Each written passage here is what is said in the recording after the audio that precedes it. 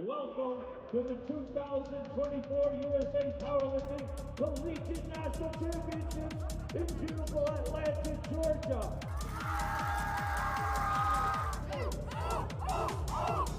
That's A7. This is USA Powerlifting. This is a blood sport. If you want blood, you got it!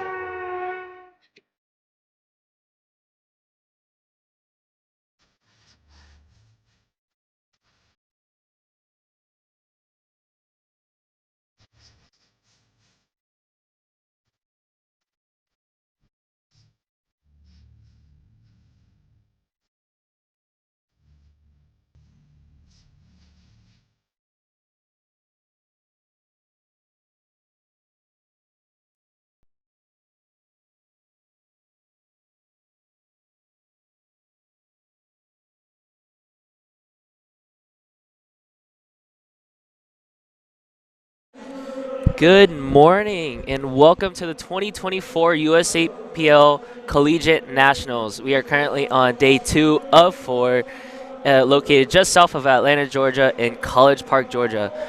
My name is Benjamin Quach, and today with me I have Cassidy Robitello. Did I pronounce it right? You did not, but that's okay. Hi, my name is Cassie Rotolo. I'm commentating for us today for the 67s. Raw and equipped. We're having fun and exciting day today, and we should be seeing some phenomenal performances here on the platform. Can't wait. What are some names that we should be looking out for today? I have them up here. So we have some of the top 5 QTs that I saw here. Novak, or I'm not sure if maybe if I pronounced that incorrectly. Jennifer Benavides, she recently did switch from equipped to raw. Just to note that. Haley Clayton, Hannah Peterson, and Juliet Hartman.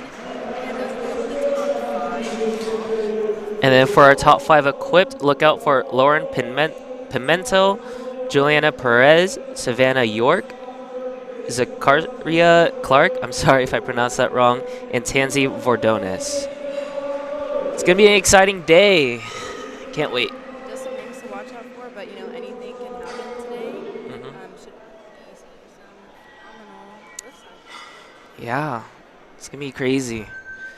So, Cassidy, I go through this with most of my guests. Do you want to go dive into some of your powerlifting experience? Yeah, for sure.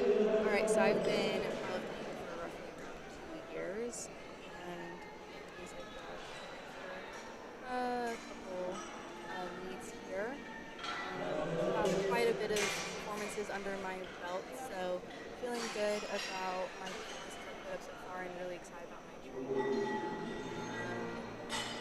I did Collegiate Nationals last year, so that was a really fun meet for me. So I'm excited to come back. I'm no longer a collegiate athlete, but coming back and seeing other collegiate athletes today is going to be really exciting for me to watch and kind of put me back into nostalgia, if you will. Some nostalgia that is.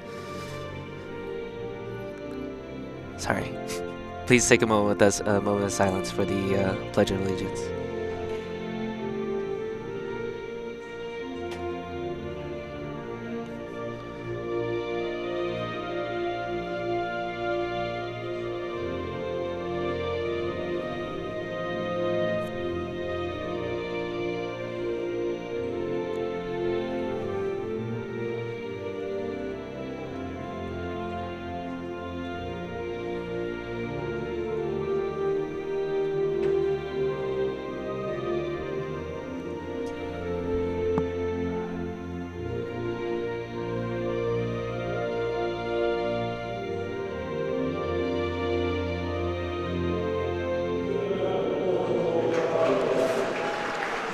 And let the lifting begin.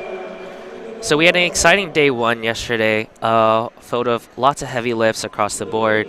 A couple American records broken. I expect to see plenty more. I just checked Janae's page, and her opener is going to break the American record on deadlift. Okay, I think I saw on her page she had a 500 deadlift PR around March, so that'll be exciting to watch her deadlift today.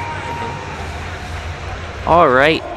And then to start us off on platform 1, we have Angelina with 100 keys. Platform 2, we have Sydney with 87.5. Platform 3, Aaron with 100. And platform 4 with another different Aaron with 97.5. Easy opener for Sydney there on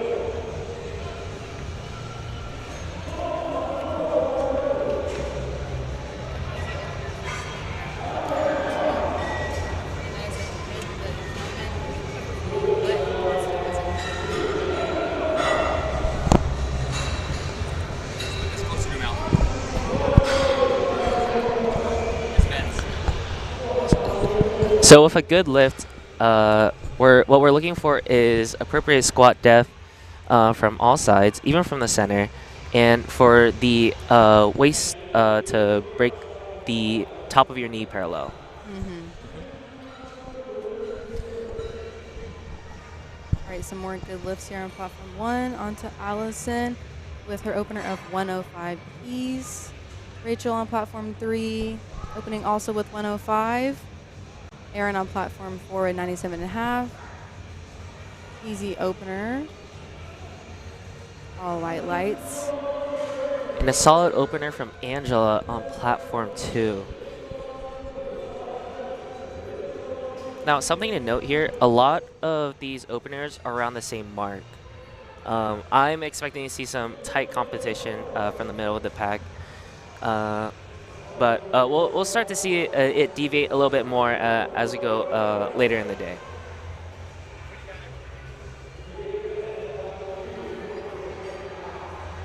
And we have Amberlyn on platform 4 as a guest lifter, and starting out with 97.5.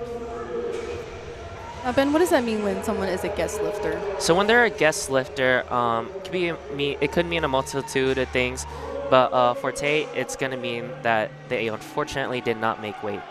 And when that happens, they can not go for any records, and they also do not provide any points for their team if they score a podium today.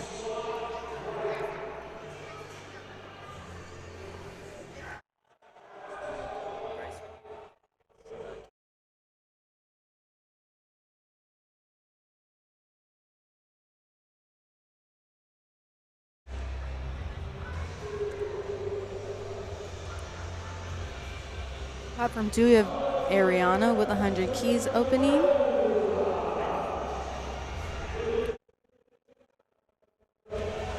And that is 3 white lights.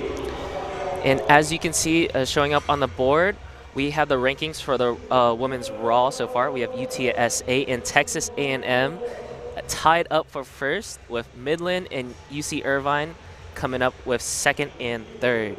The competition's really tight right now, so expect to see a lot of lifters, especially from the Aggies and from UTSA today. Can't forget to mention some heavy hitters from Midland and UC Irvine as well, especially from Jennifer Benavidez, switching over from equipped to raw.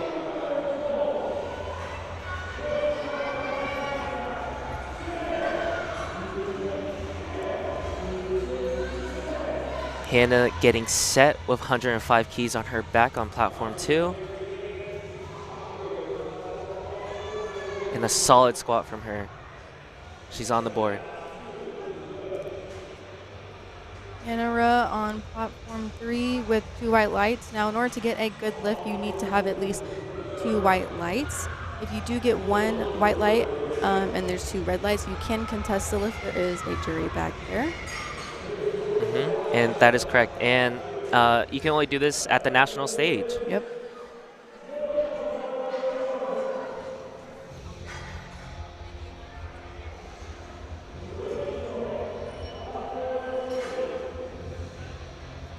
On platform 3, we have Rachel opening up with 107.5 keys. We have Brooklyn on platform 2 with a bit of a grinder of 105. You can tell she has a little bit more of a narrow squat, so I want to kind of touch on squat stance and how that can be different lifter to lifter. I know for sure within the women's category, they can get pretty narrow. when you get the more narrow you get, the more quad dominant you are, for sure. But you'll see. I know for sure. Yesterday, I saw a couple women with incredibly sumo stance, like a Okay. David Wilson sumo stance. Okay, that's different seeing out of women. Okay. Yeah. But that's going to use more of your adductors there. But one thing to note is that I know that I don't know about you, but it's very common for a lot of women lifters that I know personally to squat very narrow. Okay, yeah. I know a few lifters who squat narrow. I personally, I can't squat that narrow, but I do squat more narrow than, I guess, most lifters. But pretty comfortable for me personally, but every person's going to be different, whether it's a narrow stance or a wide stance, whatever is comfortable for you and your anatomy here. Yeah, and then there's also a difference. You'll see that a couple lifters will wear heels or flats. I know I saw a couple Converses out there and a couple of Notorious lifts and Avancuses.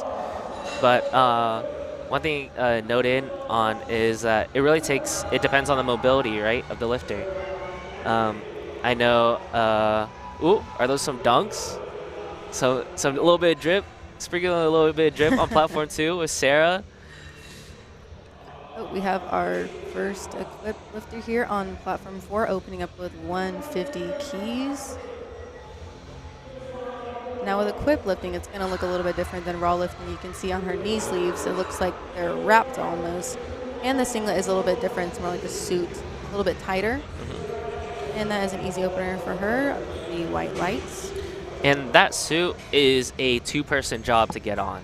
Yes. I've seen people where they're hanging off the barbell in the weight or in the back room trying to get that suit on. I've noticed the same thing. I don't know how you get into that. And even with knee sleeves sometimes, you can take a crew. For sure. I know you know from personal experience, it takes a crew to take them off. Yeah, for sure. Even sometimes with inserts. I have to have some people to help take my inserts off.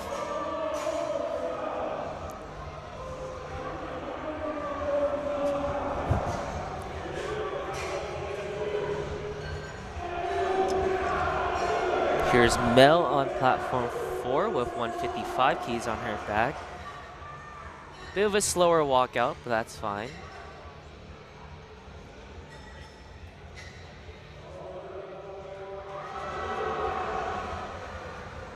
And then you'll see with I've noticed this more in equipped lifters. Their strategy in lifting tends to be a lot slower. They tend to hit more that 80 to 90% range on their first to second attempts, Right. and then go for those PRs or those really big jumps towards the. Sometimes their PRs look easy. Yeah, Spring out of the hole. incredibly easy. Now you may think because they're wearing a suit, it's going to add a whole lot of keys, but really that's not the case. It does take a good amount of strength from your quads and all the other muscles you use to squat. It's just that squat or that suit really helps you bounce right out of that hole. Okay, all right. Bryce, I'm sorry.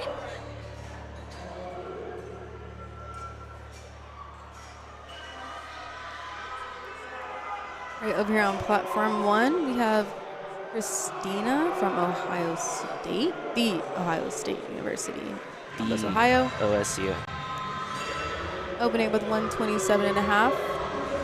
On platform 3, we have Annabelle with 132.5 keys, and we're just about done with the first attempts of Flight A.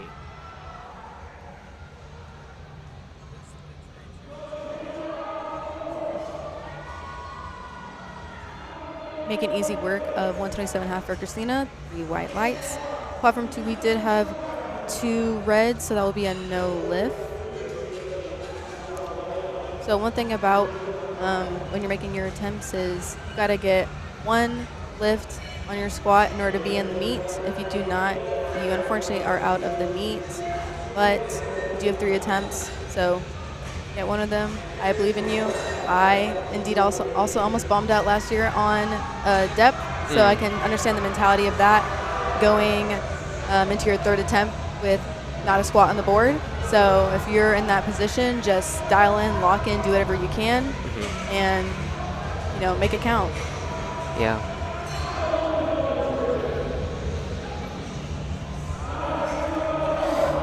And like, especially if this is your first national level meet, it can get really stressful, right? So when those misses start adding on, it gets a little taxing, right? I noticed you saying like, getting dialed in, getting locked in, but like, there's a rut that you have to get past. It's not like getting dialed in and locked in. It's so easy to say, but like, what do you do personally to like get there? So for me last year specifically, I remember I had some like rap music and I was like hyped up, went out for my first attempt, didn't get it, and I was like, okay, let me go listen, let me get more dialed in, Didn't get my second attempt, then I was like, okay, something has to change. I was like, I did not come here all the way to Texas because this was in Arlington, Texas last year in 2023, as I did not travel all this way to bomb out and not put up a total. So I went back in the warm-up room, I turned on some like sleeping, relaxing music, and with my coach at the time, he said, go sit in the corner and I will call you over the minute you have to go out there. And it just kind of switch. You have to flip into your first. It's a lot of these lifters out here. It's their first nationals meet, and that can be very nerve-wracking, especially when going into your first squats. You might cut depth because you're just nervous, and that's just coming to a national platform and just holding you to a high standard. So when you come here to nationals, just take it lift by lift. That's my biggest piece of advice: is focus on the lift at hand. You're going in for your first squat. Focus on that. Don't focus on bench, deadlift. Don't focus on your third attempt squat. Focus on getting on the board, and then you can focus on your second attempt later. So wise. That is really great advice, actually. So we're moving on to our second attempts on platforms 1, 2, and 3, with Sydney topping our board at 97.5 keys on platform 2. Oh, I'm sorry. Yeah, platform 2. Platform 1, we have Angelina with 107.5 second attempt. Thanks, easy work up there. Let's see what the judges say. 2 reds. Might have cut it a little bit on depth, but I think she sinks it on her third. She'll get it. Yeah, that wide sumo stance we saw with the heels, and it works, right? And then opposite over here on platform 3, we have a narrow stance with heels. But you can tell, like, with depth, you really had to sink it, especially with the strict judging at nationals. Right. Like, we've already saw it previously with a couple lifters earlier, where like you were saying they were cutting depth. Maybe it's because of the nerves, or maybe it's because of the tech. But the judges, they won't give you any slack. Yeah. So when you're in training, make sure you're training to comp standards. That way, when you come to the platform, you're not surprised. Looks like we have a high bar lifter here on platform 2. So one thing about squats is you can go into a high bar or a low bar stance. Me personally, I do a low bar stance. That is most comfortable for me. What about you, Ben? Low bar for sure for me, but I know when I first started out, I was going with that gym bro high bar. but I did brought my butt to death, all the way to the grass. So I made sure. I didn't want to be one of those calf squatters. All right, here on platform 3 we have Rachel with 112.5 for second attempt. And then on platform 2 we have 105 keys with Ariana from Michigan State.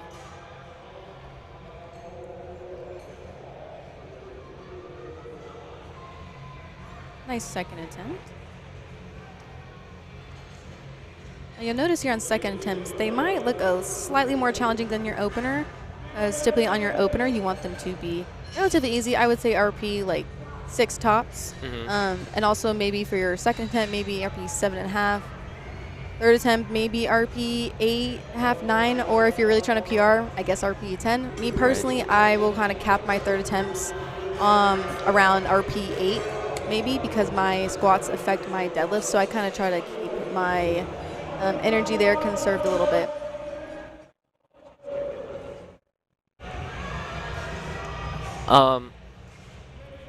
I like what you're going for here. I think especially if you do the taper right, I think the second attempt is your PR match, and then third attempt is where you get either 2.5 or 10 if we're going crazy keys over your PR.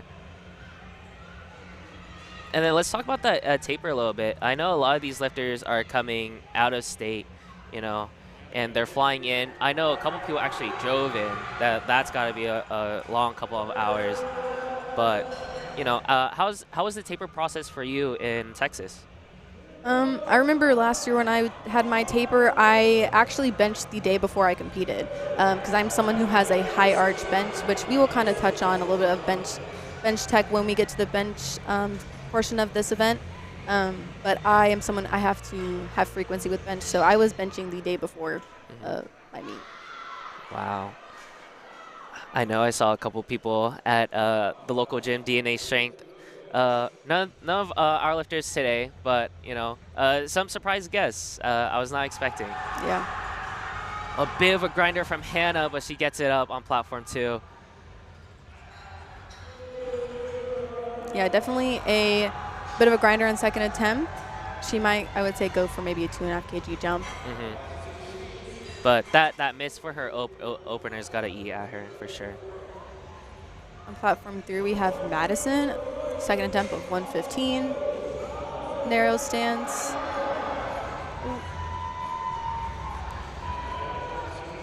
She gets it up though, quite the grind.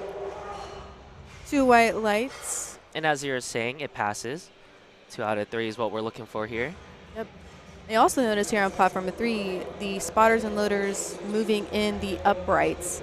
And then maybe on platform 1, you see the uprights more straight and parallel as opposed to kind of coming in. So as a lifter, you can change the position of your uprights to have them be more coming in if you have a little bit more of a narrow grip and you don't want to clip the uprights. So that is an option lifters have, is to change the upright position. Yeah, it's completely subjective to the lifter. As you were saying, you can tell for some of the narrower squatters, they had to bring the uprights in. But I think for me personally, it just might be a thing now. I might have to start doing it. Might start doing it? Yeah. Yeah, I've been clipping the rack too much recently. I do too. Sometimes just positioning of the bar being too close to one side, just clip it. And a great catch from our spotters and loaders on platform 4. These guys are doing a huge amount of work here. Not only are they changing the weight as quickly as possible, just so lifts go smoothly, but they're also there to watch out for our lifters and make sure nothing goes wrong. Yeah, thank you to spotters and loaders. They are the reason this event is also happening, keeping it going fast and keeping us safe. Amazing second attempt from Olivia. The judges love it as well. I think she's marching on over to around the 130, 135 territory for sure today. Platform 3, we have Mavade. Excuse me if I'm pronouncing that incorrectly. 3 white lights. And I think that's our first international singlet too. It was the Norway singlet. Nice.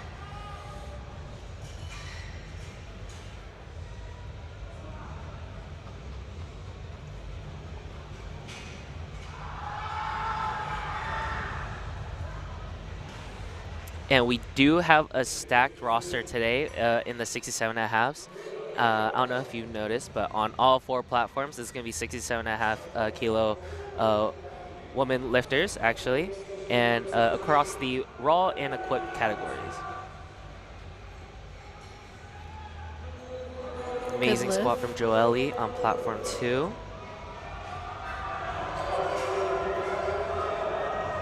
We're seeing our first 160 squat from Mel in the equipped category on platform 4. Annabelle taking a step back at 132.5 on platform 3. Let's see if she gets it. And it's a good squat. She's on the board. She's in the meet, guys.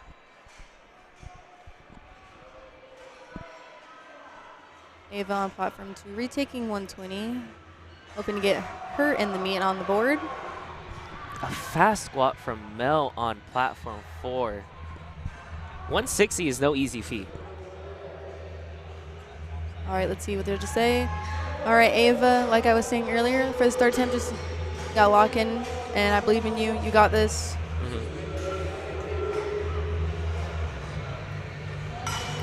And then let's tap into what happens if they go 0 for 3 on squats here. What happens then? So if they go 0 for 3 on squats, they unfortunately do bomb out, and they are no longer in the meet. You can compete as a guest lifter, and I would say you came all this way, finish the meet, have fun, continue the day, but you cannot put up a total. So if you're planning on using CNATs today to qualify for Raw Nats later this September in Salt Lake City, Utah, you unfortunately cannot do that today, but I would say just finish out the meet, prep for this for how many months, and just finish out the day. Yeah, for sure. And not only that, taking the experience, right? You came all this way, as you were saying, but you're also competing with top-level athletes across the nation, I think it's a make some friends moment as well. Yeah, for sure. And it's also very much a privilege to be on this platform here today. Many people were not able to make it to CNATs and not getting the QT, so, just appreciate the fact that you came here, you hit the QT to come, so just have fun the rest of the day. Yeah. All right, platform 4. We have Michaela from BMC with 160 keys on her back. A nice controlled squat. Something I love about equipped lifters is the spring they have out of the hole. It's so satisfying to watch. It's almost effortless, right? Here on platform 2, we have Eleanor. You can kind of see the bar positioning a little bit quite low on her rear delts, kind of giving off that French style of low bar. It's definitely what we mean by French style. It's common with the French national team, so they'll definitely go for a little bit under the rear delts, but they kind of create more of a table on their back when they squat, I'd say.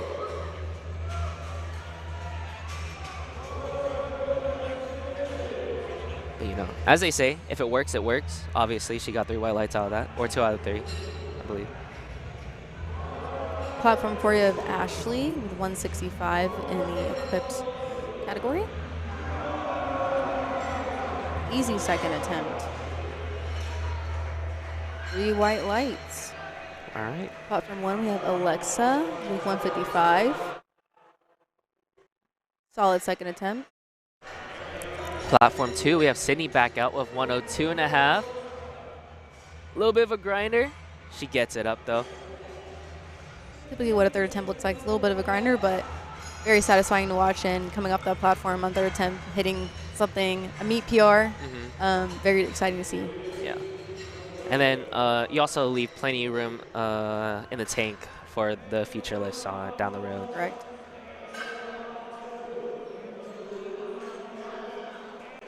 And so we are moving through these lifts pretty fast, I'd say. Platforms 1, 2, and 3 on their third attempts, while platform 4 is just about wrapped up with their second attempts.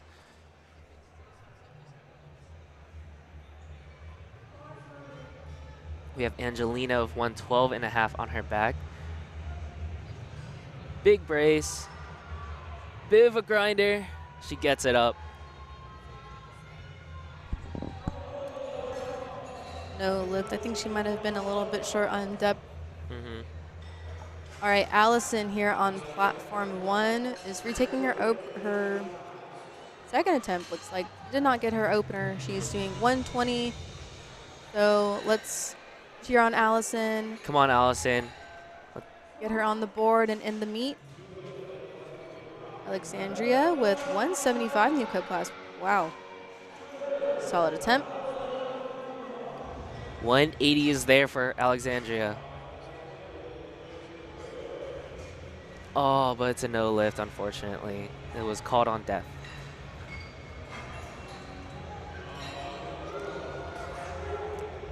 And in order to get the start command from the head ref, you have to have your knees locked, your bar has to be stable on your back, and I believe that's it. Yeah, that's it. And you get the start command, and you have a minute to get that start command. That is true. We haven't seen it yet. Hopefully no one gets timed out. Oh, you hate to see it from Allison. Allison will be a guest lifter. It looked like she had a little bit of pain there at the bottom of the squat, so I hope everything's okay and that she can finish out the rest of the meet.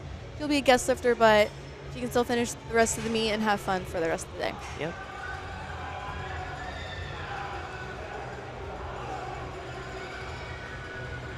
Here's Hannah with 112.5 on platform 2. Let's talk about commands for a second. So Commands? on squat, we have the start and the rack command. And you don't want to jump any of your commands because that will result in a no lift. And you want to make sure you get your commands. Super simple. So when you're in training, practice those commands and you'll be good on meet day. It definitely can be hard, especially with the atmosphere and the music and all the cheering. You definitely start to tunnel vision, but for me, I like to keep my eyes on the head ref and just watch their hand movement.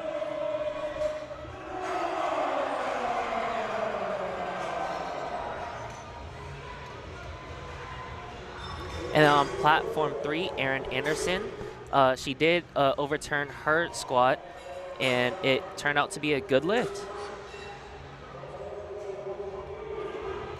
So she goes 3 for 3 on squats. Bit of a grinder from Amberlyn on platform 4. Great job. 3 white lights. Good job. All right, platform 3, we have Madison with 120 keys for her third attempt. Super calm. Bit of a grinder. Oh, but she just... And you can see she has a little bit of a different belt.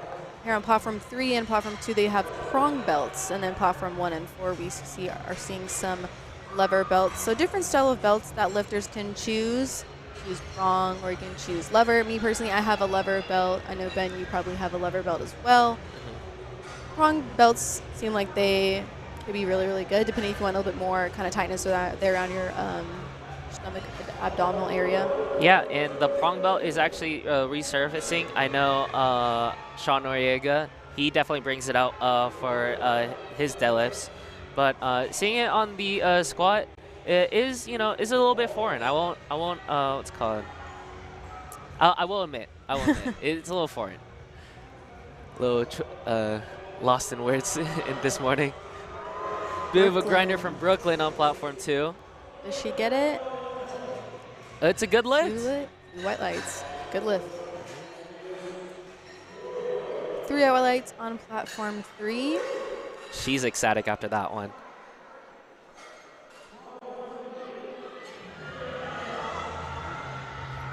Just wasn't there for the day with Madison, but it's okay. She did get her opener with 125 keys on platform 4. And up next on platform 4, after Nicole, we have Ella, Crystal, and Mel. Platform 1, we have Amber Stevens at 127.5. She gets this, she'll be 3 for 3. Oh, solid attempt. Oh, push, push, push. There we point. go. Looks like depth to me. What do the judges say? 3 white lights, 3 for 3. Couldn't agree more. And I will say going 3 for 3 on squats definitely has a good momentum going into bench. So honestly, for me going into meet day, I always want to go 3 for 3 on squats. That way I can have a good momentum for the rest of the meet day. Yeah, squats definitely set the tempo for how your meet goes. But you'll see, a couple misses here and there, like from Maxine. She missed her second attempt, but decided to go up for her third. And that could definitely, bring a wave of emotions, a little bit of adrenaline, and a bit of a confidence booster there. Here we have Ava on platform 2. She needs this squat in order to qualify, or not to qualify, but to score points for the Gators that's coming out here today.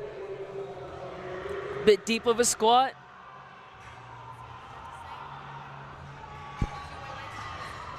Two white lights, she is in the meet.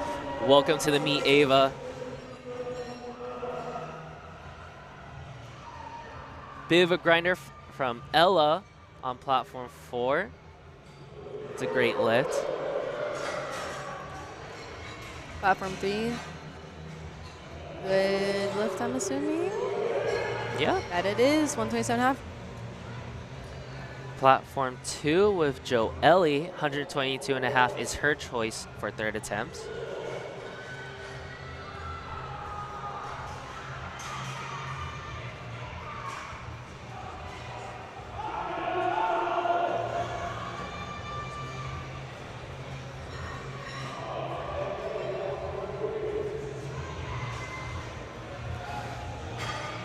And something to note here is that you'll see on right beside the names of most of our lifters here, they'll have the logos of their colleges or their barbell clubs. Just note that if you or maybe a friend wanted to start a barbell club at your school, just reach out to USA Powerlifting, and they can help get you started with your club.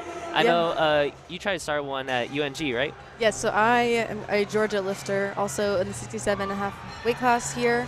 And my school is a little bit smaller, so we did not have a collegiate powerlifting club, but we tried multiple times, but it just never kind of happened. But that's okay.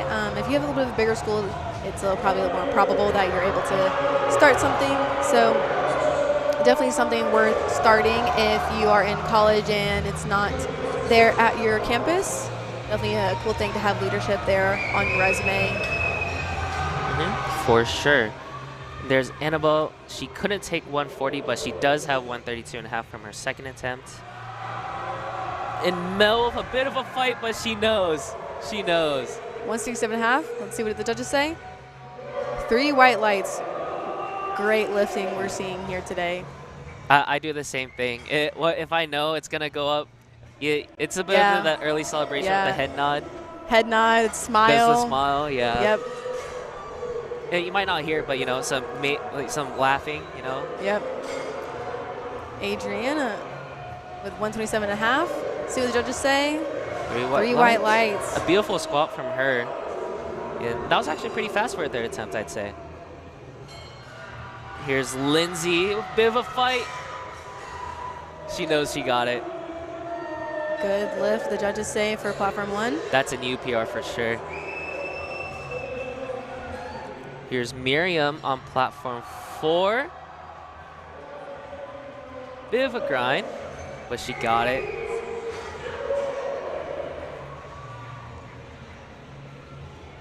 Eleanor on platform 2, deciding to take that 10-kilo jump from 130. Nice. And how do you go about your attempt selections? Are you someone who takes bigger jumps or smaller jumps? I definitely take bigger jumps. I try to keep it consistent with my warm-ups. My warm-ups are definitely between the 10 to 15-kilo jump range. Gotcha. So I see with men that the jumps are bigger, and for me as a woman lifter, the jumps are a little bit on the 10 keys, I would say. But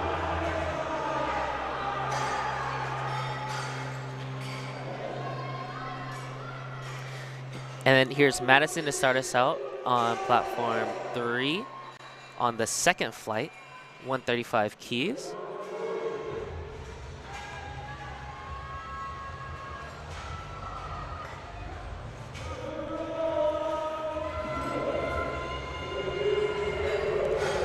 And a no lift from Michaela on platform 4, unfortunately, but she does have 160 under her belt.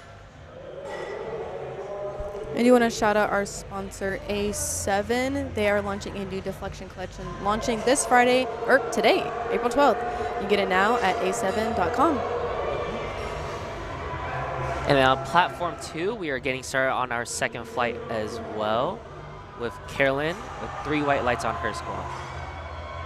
Alexa on platform 1, 160.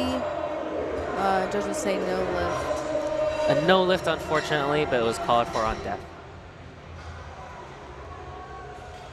Here's Ashley with a slow and steady walkout on platform 4.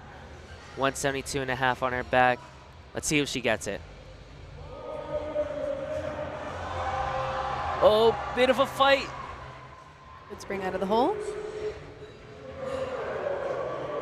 Let's see. That call was on the money. Carolyn on platform 3.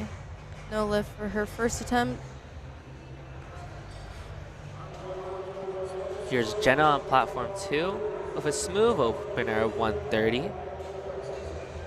We're getting into our first attempts on flight E.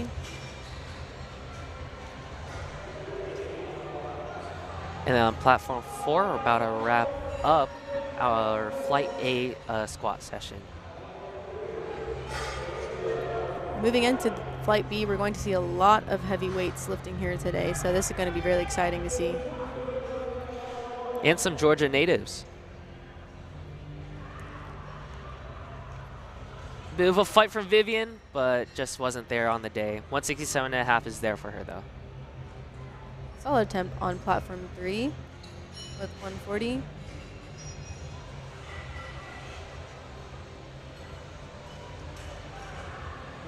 Alexandria to cap us off on flight A on platform 4 with 175, taking a stab back from her second attempt. Hopefully she gets it this time around.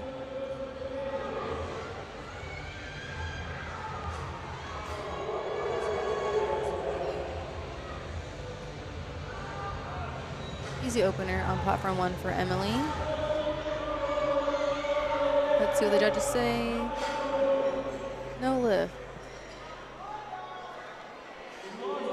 Now, can constitute as a no lift, or it could be many different things. Then, what are those things? One of those things is commands, if you don't follow commands correctly. Another one of those things is def from the center or the sides. And also, the last thing is going to be to see if your knees are locked or the bar is stable on your back. You know.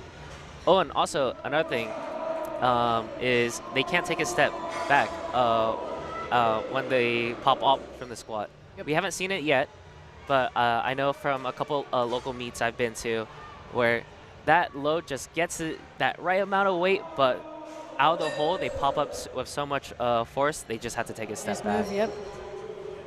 And on the platform here, you're going to see some lifters in knee sleeves, some lifters using wrist wraps. So something about that and using those to help with our lifting is you don't have to use them. These are completely optional.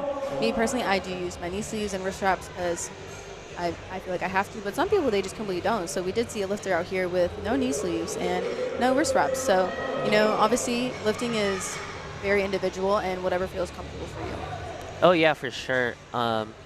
But you'll also notice how there are many different brands of knee sleeves out here today, most notably A7 with their rigor mortises. But that's more along their stiff collection. I know they also have like a bit of a softer knee sleeve line that's more comfortable for the individual. But as you're saying, there's also the Inzers, and I've seen a couple Helixes out here today too as well. Have an A7 singlet here on platform 3. Juliet Hartman here from Georgia Tech, a Georgia lifter here. She is contesting for a podium spot here today, so she is someone to watch out for. Easy work of 150 as her opener. What do the judges say? 3 white lights. She's on the board. And then Emily stepping out on platform 2 with 137.5 loaded for her opener. Let's see how this goes. Anna Peterson also top 5 QTs coming into CNATs today, also opening with 150.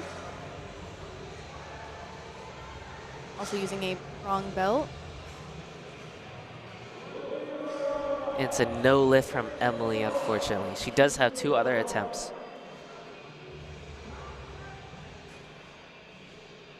A bit of a fast squat on platform 4, but she does get 3 white lights. You want to speak on that a little bit? How like for some lifters, I know the term is dive bomb, right? Yeah, so you'll see some lifters when they dive bomb it, they just kind of shoot to the bottom and using that force that they get at the bottom of the hole to spring back up. I don't use that technique. Me personally, I have to be a little bit more controlled, but some people, it works for them. But however, I will say sometimes with dive bombing, you can lose that momentum at the bottom of the squat. And so I would say, you know, looking more towards a controlled squat is probably a little bit better in my personal opinion. Yeah, it's a bit more consistent there.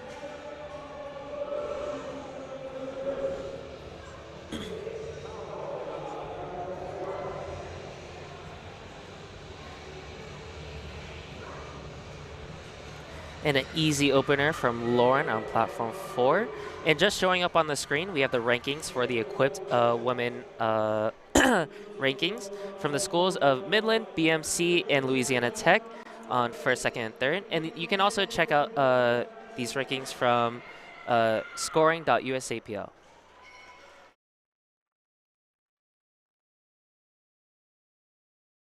And to repeat one more time, scoring.usapl.com.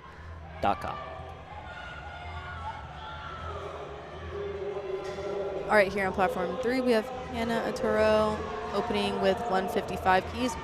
Easy work. Here Mindless. we have Georgia native Lilia from platform 4 with 145 as her opener. Let's see how this goes. Platform 3, we have the Janie opening with 155. Now she came into CNATS with the highest QT, so she'll be exciting to watch today. Here on platform 2, we have Olivia opening up with 142.5. And that's a good lift for Lilia on platform 4. Platform 1, we have Anna opening with 137.5. Platform 2, Olivia, blink if you miss it on 142.5. That's a good lift. You'll see on platform 3 here the stance we were talking about earlier about very sumo stance. That sumo stance with a mix of a little bit of a dive, but she makes it work. 2 white lights, there we go.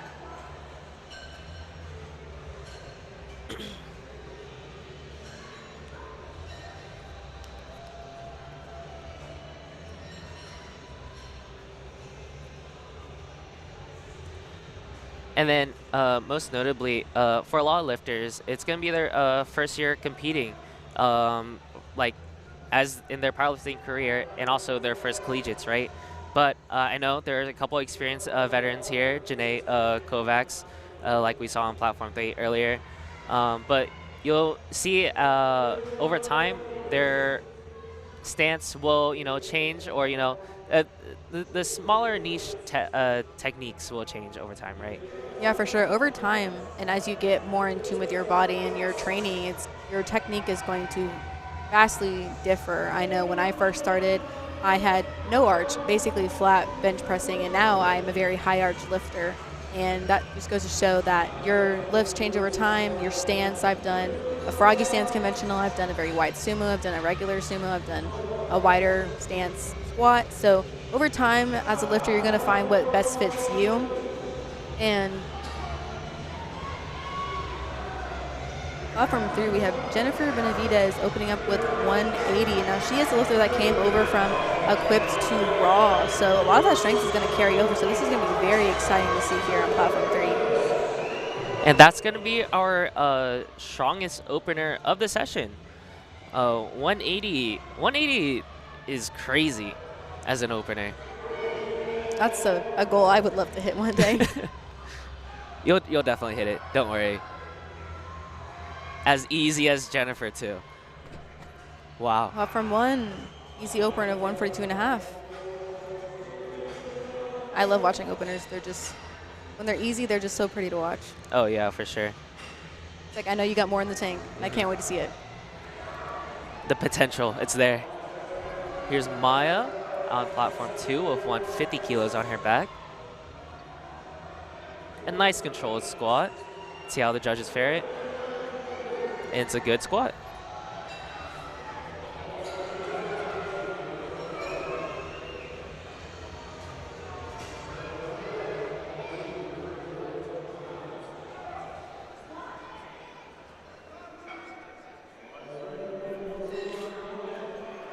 And then, I don't know if you saw from the rankings earlier, but the rankings between the Texas schools are very close. It's a less than 10-point marginal difference. So we're going to see lots of lifting out here today. But if any of their lifters hit the top 10, then they have the chance to score points for their team. Yep. On platform 3, we did have Carolyn jump the rack command, resulting in a no lift. And that's crucial. I know for me personally, I just wait until the spotters touch the bar. Yeah. Always in training, I give myself a couple seconds, pretend like I'm getting that rack command. Here's Mia on platform 1, getting set with 142.5. See how it goes. Platform 4, our equipped lifter Denise, opening up with 180. Solid squat from Mia. Let's see how the judges see it.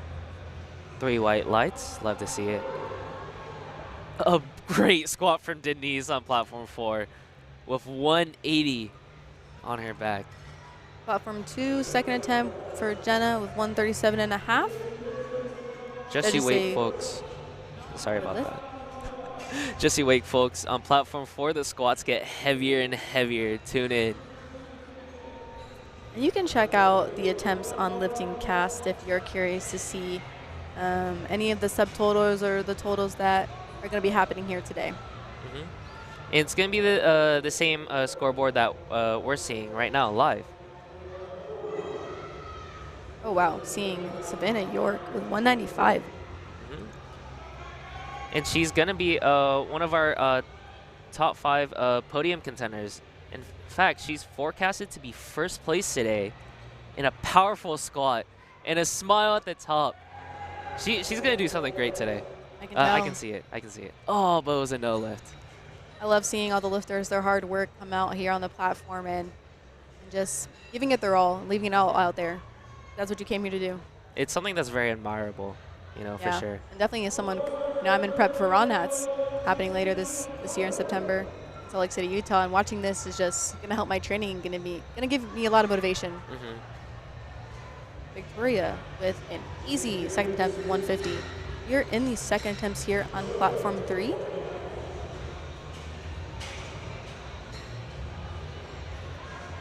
And a bit of a grinder from Izzy on platform 2, but a great squat nonetheless. And then Lauren, platform 4, with 200 keys from Midland Uni. Let's see how it goes.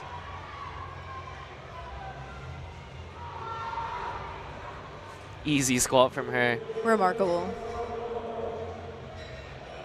Oh, it's a no lift. And I saw it, but, some of these lifters are squatting a bit high right now. Yep. But, it's the first squat nerves. Hopefully they get past it. Easy second attempt on platform 3, 152.5. Let's see what the judges say. 3 white lights. There's one thing about going to meet and having a 9-for-9 meet, but also having a 27 white lights. That is something you can leave. You can leave knowing, like, I'm perfect. I did it. And that's always a great thing to see. Here's Juliana on platform 4 with 202.5 as her opener from UTSA. The battle between UTSA and Midland in the equipped category is going to be crazy. I know that for sure. I know. Powerlifting is very prominent over there in Texas. Mm-hmm. Great community. I can tell online that they have just such a strong connection in their powerlifting community. And it's great to see. And it's great to see it's carrying over to other states here in the U.S. Mm-hmm. Yep, from the East and the West Coast as well. Easy second attempt for Taylor on platform 1, 135. And then that was a good squat from Juliana Perez on platform 4 with 202.5 as her opener. Her opener, guys. It only gets heavier from here. Emily on platform 2. Looks like she did not get her opener, but she did bump up to 142.5 for her second attempt. That takes guts for sure. Definitely. I know if I miss an opener, I'm typically going to retake it for the second attempt, but sometimes people know. They're like, I just either jump the command or anything, and they have the confidence to go up on the second attempt. You just got to trust in your handler. Yep. Looks like she trusts her handler because she got 2 white lights, so good lift. Juliet Hartman on platform 3 with 157.5. No, a bit of a grinder, but I'd say like an RP 7.5 second attempt. And it's a good lift nonetheless. She's got more in the tank for sure.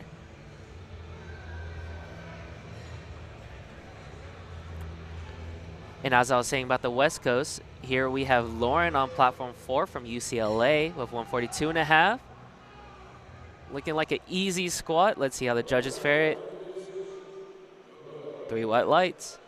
On platform 3, we have a 10 kg jump here from Hannah Peterson, going from 150 to 160 for her second attempt from University of Minnesota. It's a no lift, unfortunately, despite the grind from Lauren on platform 2. Good second attempt here for Hannah. Let's see what the judges say. 2 white lights. Good lift. Over here on platform 2, we have Olivia. Second attempt with 150 keys on the bar. Platform 4, Savannah with 152.5 keys on the bar. Squatting in some vans. The vans are making a comeback, I will say. Let's go, Savannah. A little bit of a grinder there on that second attempt. And one thing I want to note is if your second attempt, if it does not move the way you want and you don't think you can get a third, you can scratch your third attempt. So don't think that you always have to do the third. So if you hit that kind of RP that you're wanting to hit that day on the second attempt, my recommendation is don't do it. Don't go for the third. Just scratch it. Yeah. If you don't have to do it, don't do it. Yeah. You know. If anything, you can pretend like you're going to do something and just time out and give the spotters and loaders a break. Give your fellow competitors a little bit of a breather. Nice restroom break.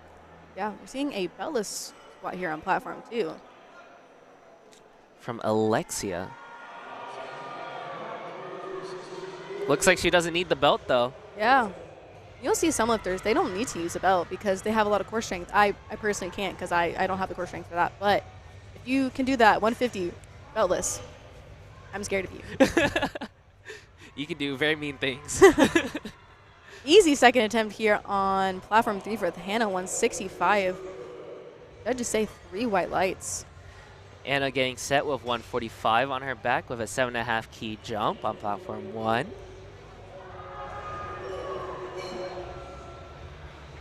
A great squat from Anna and 3 white lights nonetheless.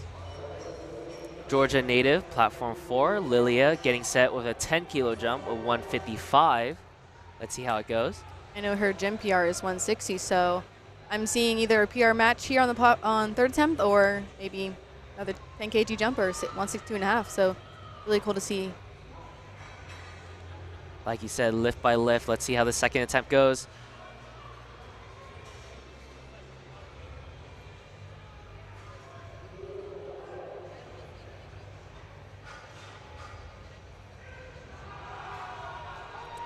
And then we're seeing on platform 4 with Lauren later down the roster. You'll see that she's gonna retake 200, but with Savannah, even though she missed 195, she's gonna go up.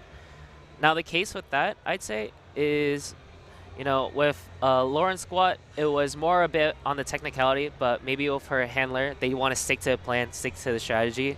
But with Savannah's handler, you know, maybe we want to, you know, aim for that next position, aim for that second place. You know, put the pressure on Savannah down the line. Yeah, some people here, they're here to podium, they're here to win. So if they want to take that second attempt jump and they're confident and they can for sure do that. You know, I want to point attention to Haley Clayton. She is one of our top 5 here coming into Raw Nats, and she has not gone on the board for squats. So that could definitely change who's going to be podium here at the end of the day. So that is definitely something to note.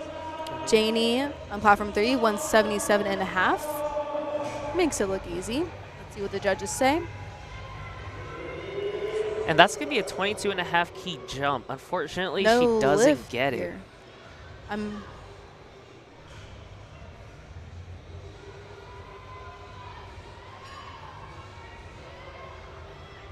Now, Janie missing that squat is going to be huge when it comes to who's going to be podium here, who's taking it at the end of the day. Because, you know, missing one lift, that can change everything. For sure. But if you're the handler in that position, do we go up or do we stick to the plan?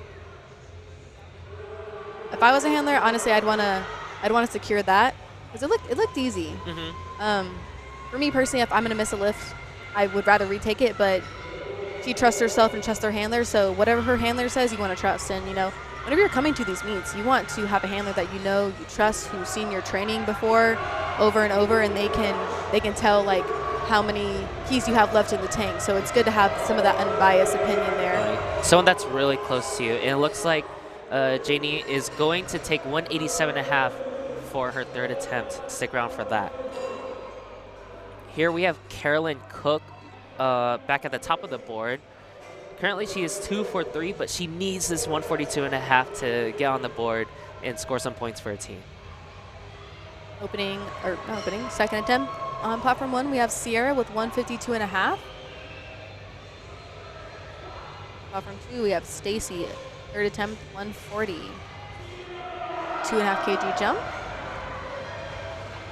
And nice controlled squat from Jenny on platform 4 from Northeastern.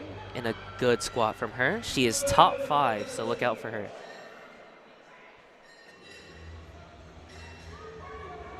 If you're just now tuning in, this is the Collegiate Nationals of USA Powerlifting. We are currently in College Park, Georgia, just south of Atlanta, Georgia, right next to Hartsfield-Jackson, the airport. And welcome in.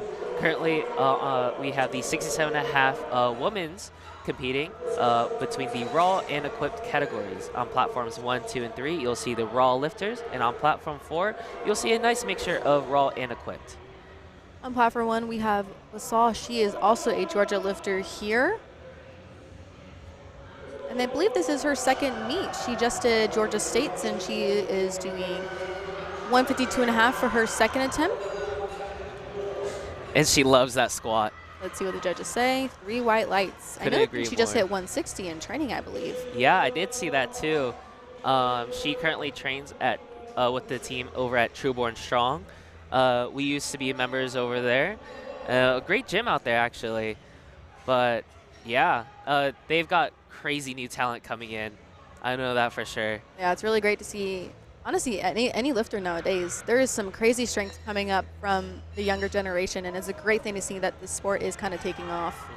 The pressure is on, though, for us. I know for sure. 150 on platform 3 for third attempt. Let's see what the judges say. 3 white lights, and she's ecstatic about that. Yeah. Here's Isabella on platform 2 with a nice deep squat of 142.5. A smile at the top. She loves that squat, and the judges love it too.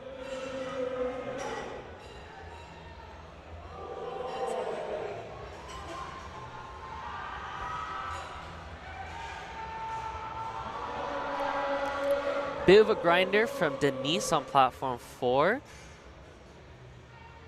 2 out of 3. Good lift nonetheless. And that's all we need. Yep. That's all we need. You know, the bare minimum, some would say. And as I was saying earlier, Lauren is going to retake 200 here. Hopefully she gets it. Get on the board. You'll see whenever the equipped lifters walk out, they kind of walk little, like waddle in a way, just because their knees are so tight. It's very restrictive. Yes. 155 on platform 3. Easy squat. Bit of Let's see a what the grinder judges from say. Lauren on platform 4. Does she get it? Your She's lights. on the board. Yeah, I know. I've tried wraps once, and that's because a friend decided to put it on me. Shout out Joel Chung. And I lost blood circulation. But it's okay, you know. I made my RP8 squat at the time fly.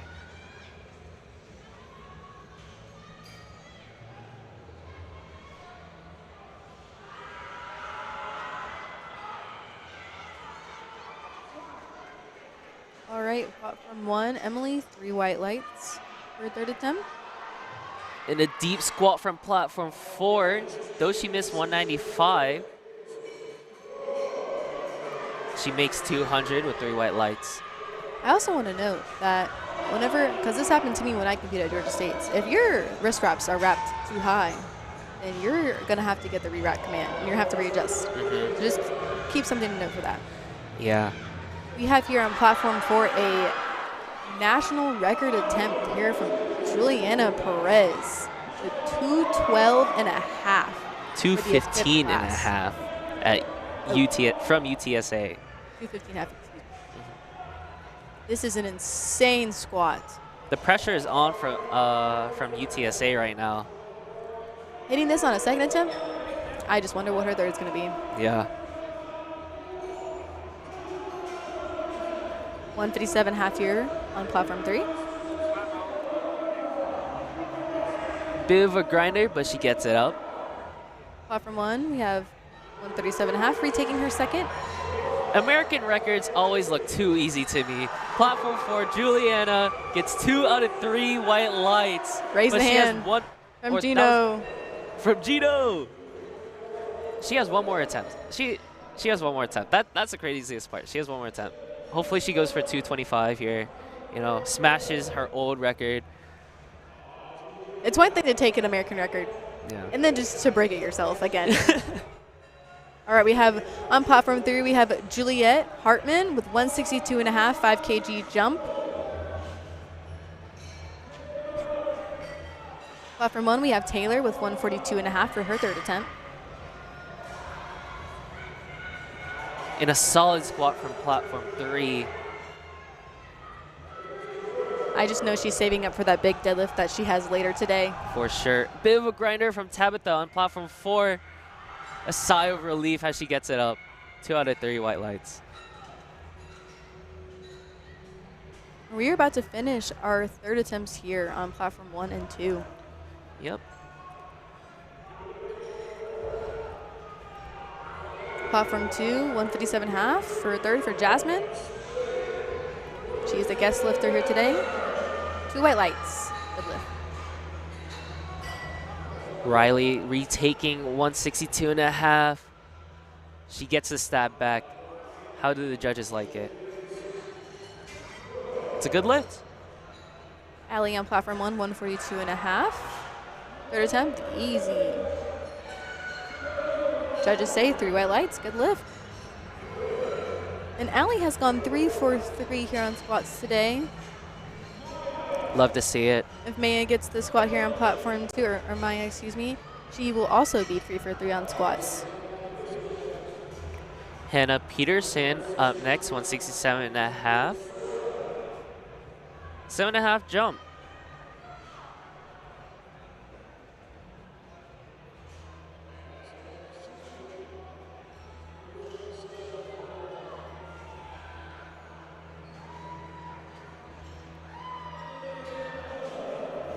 All right, and once we are done here with squats, we'll have a 10-minute break. Get ready for bench. So make sure to stay with us for bench.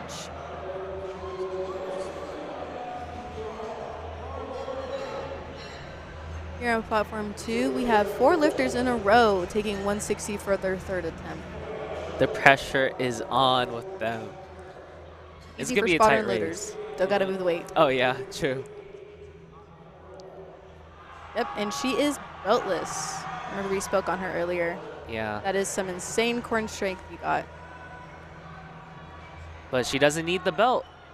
Imagine if she got a belt. I wonder if her total would go up a little higher. I don't know. Maybe she's maybe she's one of those lifters just no belt. Yeah. That's something, you know, to take up with her coach. Hannah, bit of a grind on platform 3. Smile at the top. 175. A strong squat from her. 3 white lights. Jinx. Lilia Bingham here on platform 4.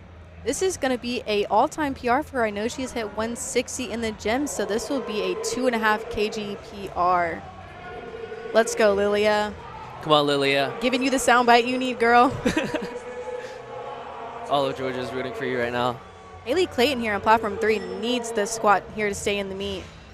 This will change the podiums here later today if Haley does not get this. For sure. Her 175 did look a bit easy, so hopefully the momentum carries through. Here from Army.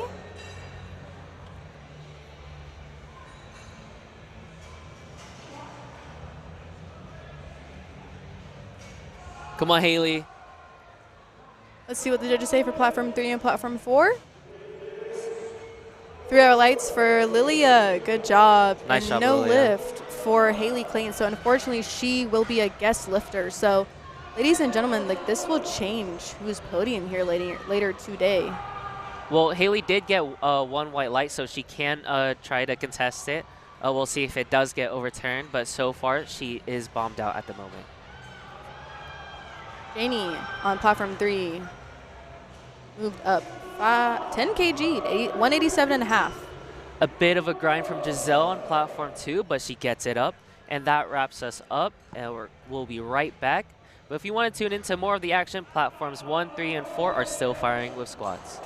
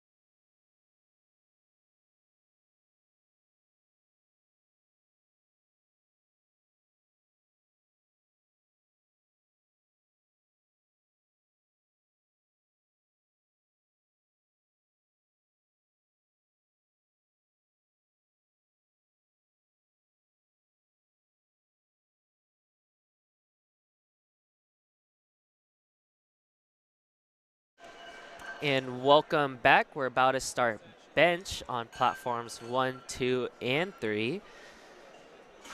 So bench, what can we see out of that? What are some numbers, like ballpark numbers, that we can expect actually? Um, honestly, anything really. Mhm. We could see anything from 50 to, I don't know, let's say like 115 keys. There are a lot of strong benchers here today.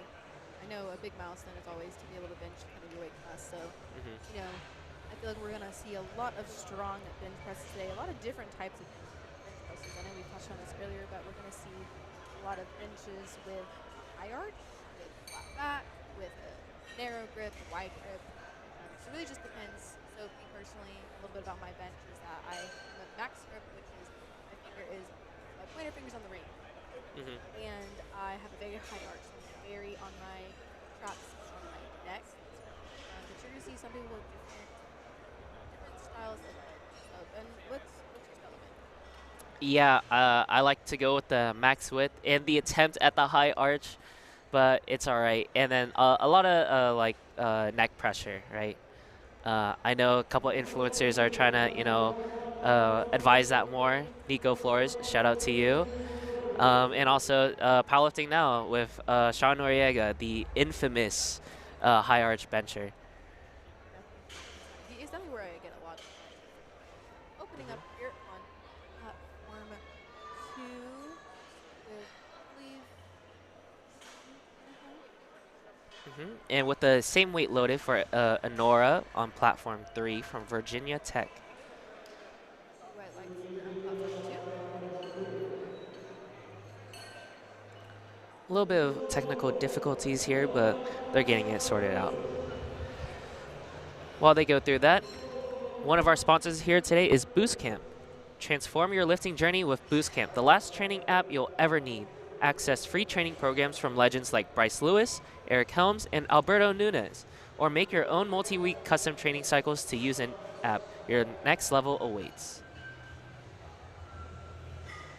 Yeah, so today on bench, we are also going to see 3 commands. We're going to see a start, press, and a rack command. And you want to make sure you're going to hit all of those commands. And you're only going to get the start command when your elbows are locked. And you're going to get the start command when the bar is motionless. The key is the word motionless. We cannot have the bar kind of bouncing on our chest, or else you're not going to get a start command, and it's going to feel like a 3-count pause.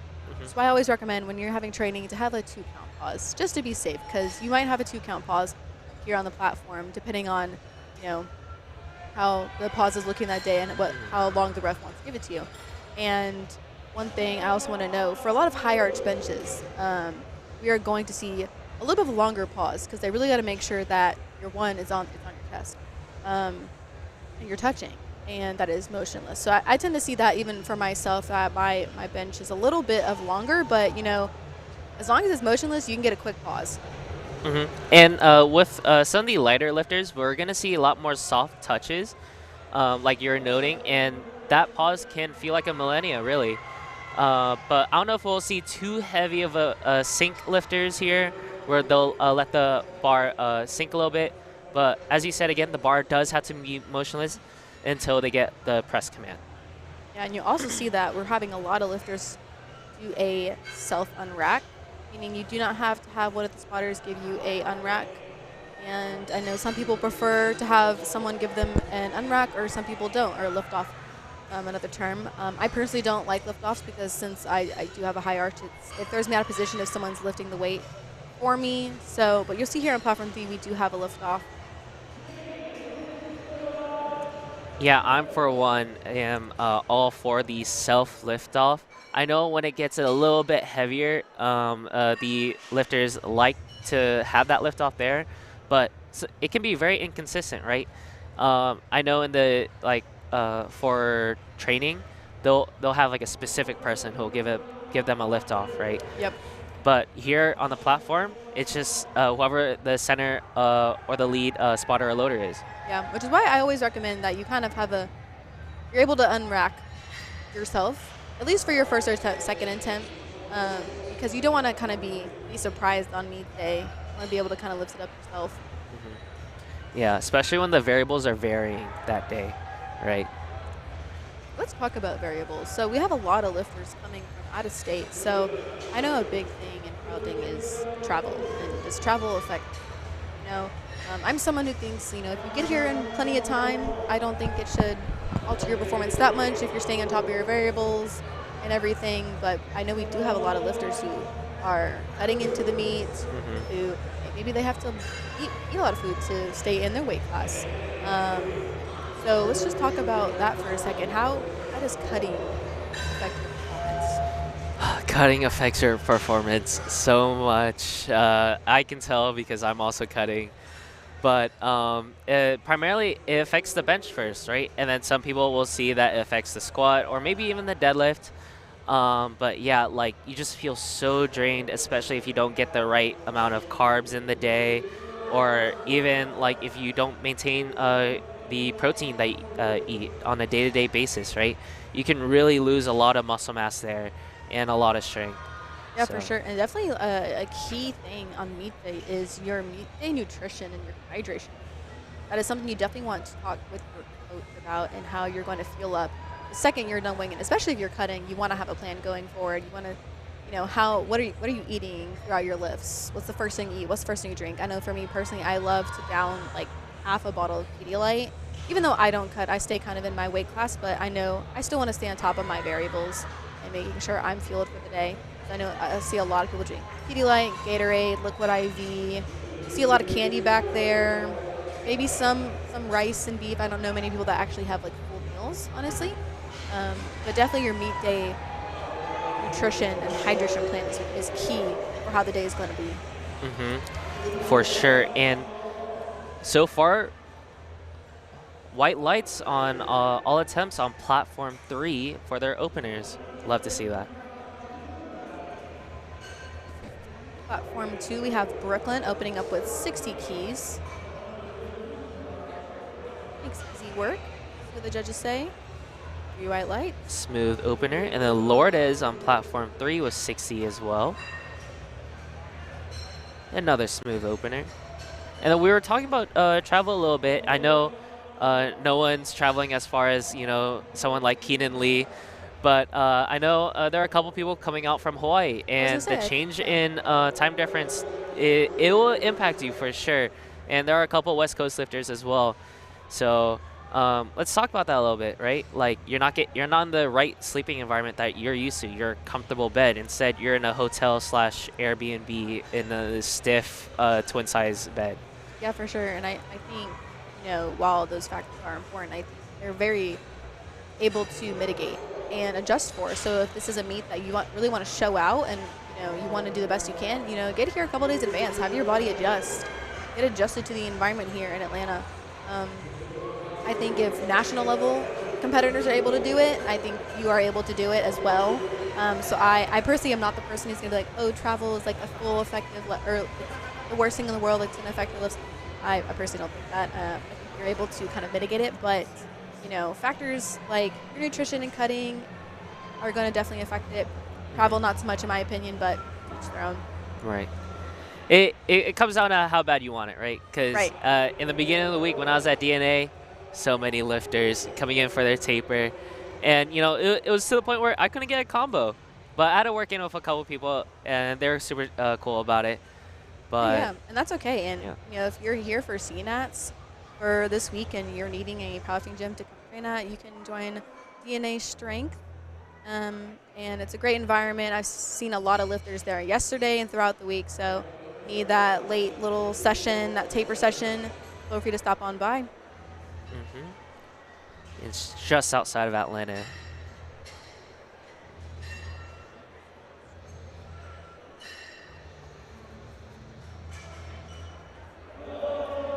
All right, a little bit about our collegiate team scoring is that there's 4 team categories: raw and equipped, women and men. Only lifters who are registered as point scoring can score points. 12 total athletes allowed per team. Only 2 scoring athletes per weight class. The first 9 placings are each scored as 12, 9, 8, 7, 6, 5, 4, 3, and 2. Any lifter who registers a total out of those placings earns 1 team point. Only the point scorers of the 7 best places lifters of each team will be counted for the team points for a maximum score of 84 points. In case of a tie, the team with the greatest number of first places will be ranked first. Top 5 teams receive awards. So definitely CNATS is more of a team more than individual. Obviously, the individual performances go towards the team performances as well, but here Collegiate Nationals is focused on the team aspect of it, which is why you're going to see the QTs for the individual versus the team are going to be a little bit different. Yeah, it's going to be very different, actually, especially for our lone wolves, our individual lifters. They're going to be required to have a higher QT in order to compete in CNATs, whereas for those who are registered with a team, it's going to be significantly lower, right? But the difference between CNATs or maybe even TNATs, right, is that the QTs are vastly different. I know for, I believe, TNATs, it's a bit lower, right? Because they are teens in high school. But with TNATs, it's an individual based scoring system with the DOTS score. The DOTS stand for Dynamic Objective Team Rating System. It was a formula created by Tim Konertz from Germany, an IPF athlete and president of German IPF affiliate. Like the Wilks score or IPF Good Lift points, it allows us to compare performances across weight classes and moves the prior basis towards certain weight classes by analyzing a massive data set of drug-free lifters. Yeah, you're going to see a lot of the DOT score for our lightweight lifters. They're going to be so high. I know Rivka yesterday, she had insane performance, and so did Logan in the 60 kg class. So I know, I know Rivka is, I think, maybe contested for second place based off best overall lifter for DOTS.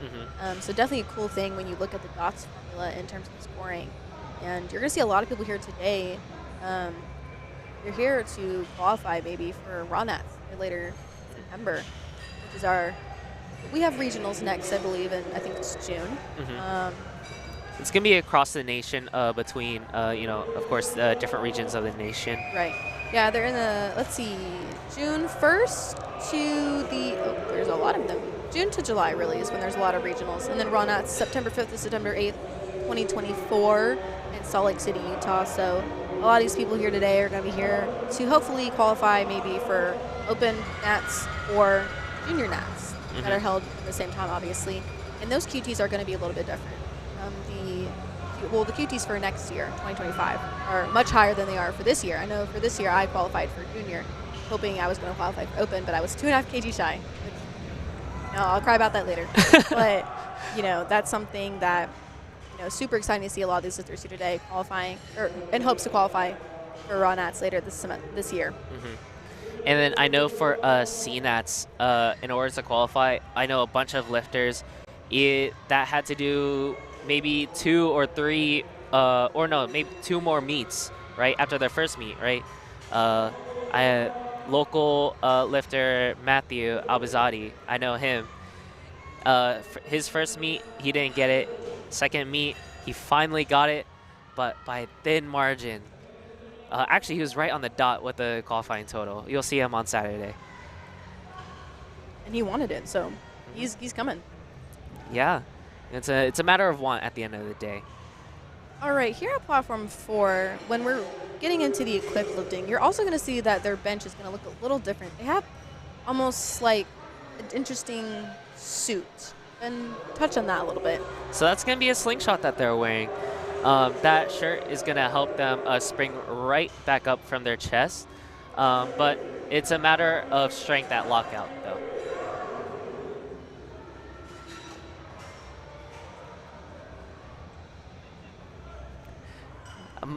My apologies. That's a bench shirt. And then on platform 3, we are on our second attempts. It's a no lift from Honora with 62.5 keys. And then platform 4, Ashley with 82.5 keys with that bench shirt that we were touching on. A little bit of a slower opener there for Ashley. But 3 white lights nonetheless. platform 1, we have Mary Jane with 60 keys on the platform with a good lift. And then Ava, platform 2, with 60 keys, with also another great lift.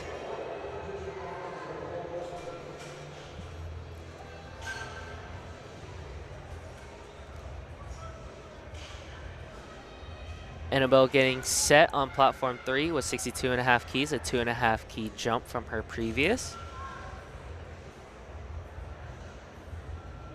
We're going to see a lot of those 2.5 jumps. They're going to make it seem like it's a million pounds, as I can attest to for me taking a 2.5 kg jump. Maybe it seems light, but you know, when you're under the bar, it seems a lot heavier. But we're going to see a lot of that today, but good lifts today.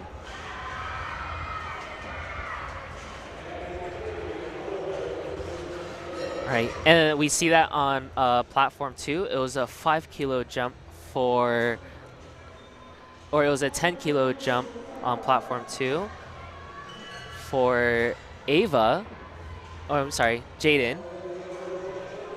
And it was unsuccessful. And that's going to be roughly a 20-pound jump. Yeah, you know. on platform 2, we also have a 5 kg jump. She did miss her opener, so I'm curious to see what she missed her opener on. But see, she had a little bit of bounce, so she did get a longer press command. They were waiting for the bar to be motionless. And one thing about your attempts, you can't go lower. If you jump up, you have to stay at that way or go up. So if you, like in that case, she's going to have to retake that 62.5. She can't go back down to 57.5. So that is why it's important when you're planning your attempts that you do plan accordingly. Luckily, she did get her opener, and she does have the option to opt out of that third attempt. It did look like that bar was stapled on her second.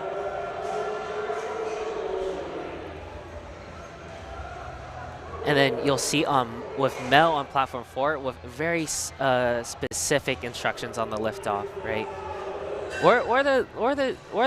Or do you know any of the words that they're saying, right? Like, I know it's, most of the time it's like 1, 2, 3 lift, but like, what are they looking for? Yeah, a lot of the time you're gonna instruct your person that is giving you a liftoff to maybe do a gentle lift and guide you out maybe to right above your chest, right above your touch point. Give you a countdown, something super simple. They're not going to memorize your liftoff specifically, so that's always important when you're going out there on the platform that you do tell them exactly what you're wanting and making sure that they know how you like it, because they're not going to remember. Do you have a grinder here on platform 4 with the opener, 97.5 for Mel.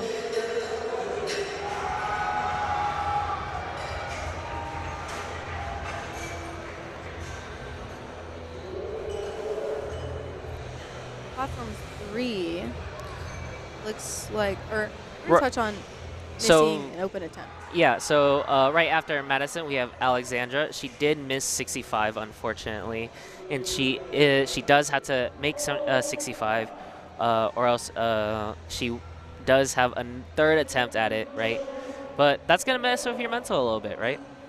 Yeah, we touched on this earlier. Missing your first attempts and going in for the remainder of that bench session or whatever session it is going to definitely be a little bit of a challenge locking in mentally, because you're like, I'm nervous. I need to get on the board. Something on my bench needs to be able to count towards my total. So, like I touched on earlier, just focusing on the task at hand and focusing on that weight. Don't focus on your third attempt, second attempt, whatever it may be. Just focus on what you're doing at the time, and things should feel relatively a lot better. Easier said than done, but everyone have that dog mentality when it's kind of down to the wire. You have to make or break and get that attempt. So a bit of a grinder from Alexandra, but she doesn't get it. 65 might be a little heavy for the day, but hopefully on her third attempt she can really lock in and get that third attempt.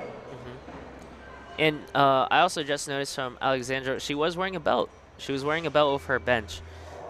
We touched a bit of this on yesterday's segment, but that belt really helps with tightness. It's a lifter on lifter basis, right? It's very subjective, but for some people, it helps them really remember to brace and keep that tension in their back. Yeah, for sure. And very individual. I don't see many people lift with a belt. I typically see a lot of people lifting with belts with the more heavier you get in the weight. let's touch on what gets you a red light on bench, Ben. So what gets you a red light? Something that gets you a red light is, of course, missing command. Another thing is if your feet or if your butt comes off the bench, right? That always has to remain contact with either the ground or the bench.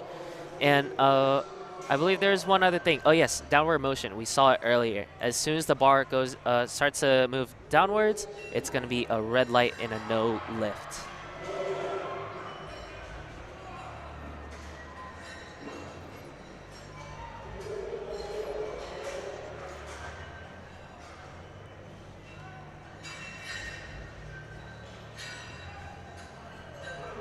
And then here's Amberlyn up next, platform 4, our guest lifter. Oh, sorry. It was a good lift for her second attempt of 62.5. We have Madison here to retake 70. Maxine here. She got 3 white lights, 72.5. And Hannah getting set to take 60, even though she missed 57.5. Come on, Madison. All right, for her, same thing. She will need that attempt on the 3rd attempt in order to stay in the meet.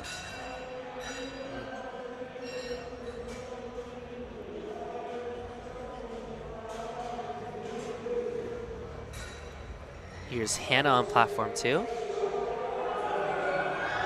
Bit of a grind. Looks smooth nonetheless. Good call from our handler, making that 2.5 kg jump. And we're moving on to our 3rd attempts on platform 2. Here's Caitlin on platform 4. Taking a step up, a 5 kilo jump after missing 65.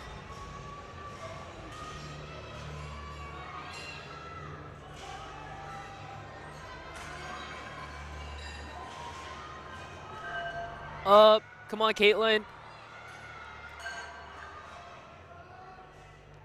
Slow and steady. Slow and steady wins the race. That's a good lift.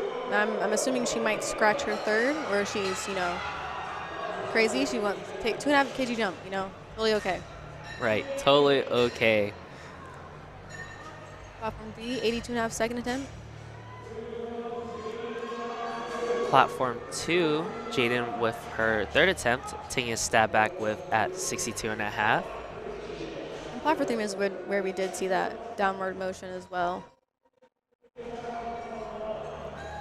Yes, the formidable downward motion from the head ref.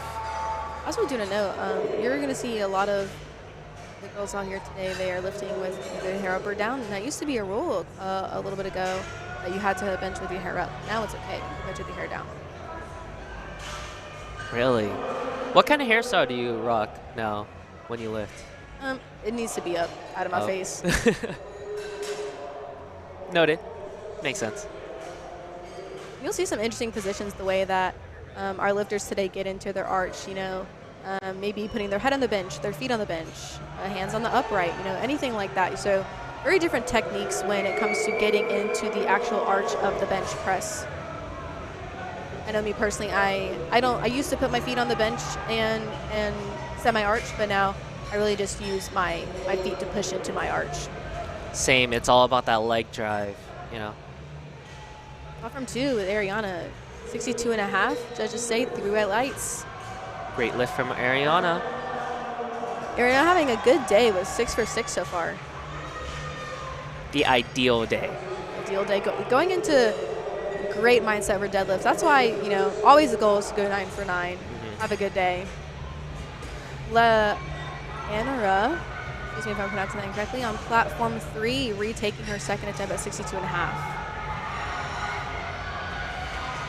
Platform 2, Joelle, she needs this 62.5 to stay in the meet. Let's see if she gets it. No lift here on platform 3. Come on, Joelle, we're rooting for you. Bench of all bench. Up. Oh, push. Up. Oh. And one thing to know, you can lock out one arm before the other. So that is completely fine. But in this case, she did not get the lift, so unfortunately she will be a guest lifter, but that is okay. Finish out the meet strong and have a good Go for a deadlift PR. for sure. And, Angelina, second attempt, 87.5 here on platform 1. and on platform 3, we have Annabelle with 65 as her final attempt for bench. Easy second attempt for Angelina. Judging say PR lights, and we're gonna see a lot of, I feel like, PR lights on our lifts today for bench. I see a lot of good lifts on bench. Typically, there's not a lot of mishap. For sure. And I think I just noticed, but it's a change in singlet from Annabelle. She was wearing the Barbell Medicine singlet, and now it's the black and red one. Oh, 65 just wasn't there for the day for her. She does get to walk away with 62.5 though. Our equip lifter here on platform 4 with 85. Good lift. Good lift. And the bench gets heavier as the session goes out.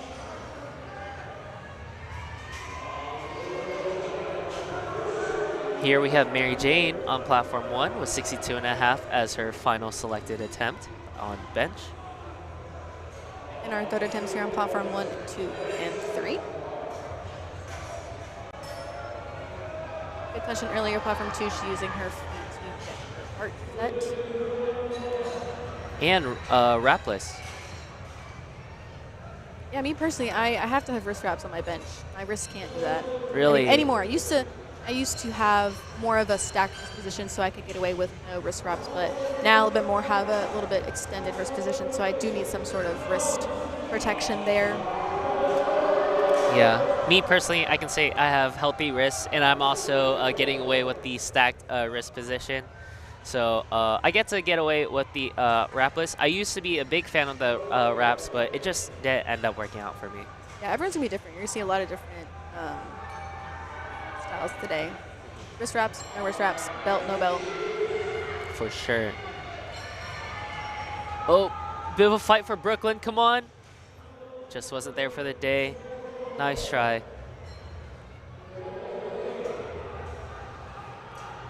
Come on, Sarah. A great lift from platform 1 with Sarah from Rutgers. Through our lights. Grinder here on platform 3. Can she get through? Just wasn't there for the day.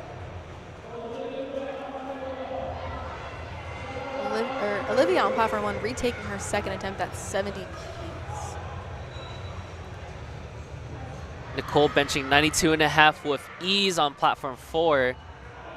I think she's nearing or neighboring the 100 key mark. I think that 100 key bench is definitely a milestone for sure. I know I'm chasing it currently at 95.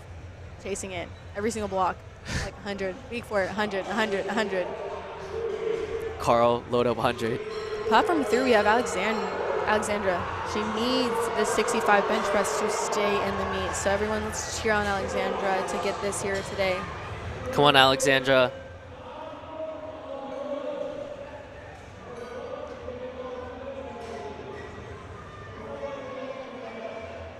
Long press command. Let's see if she can get it. Up. Not today. Downward She will motion. be a guest lifter for the remainder of the day, but that's okay. Still finish out the rest of the day and finish what you came here to do. Have some fun.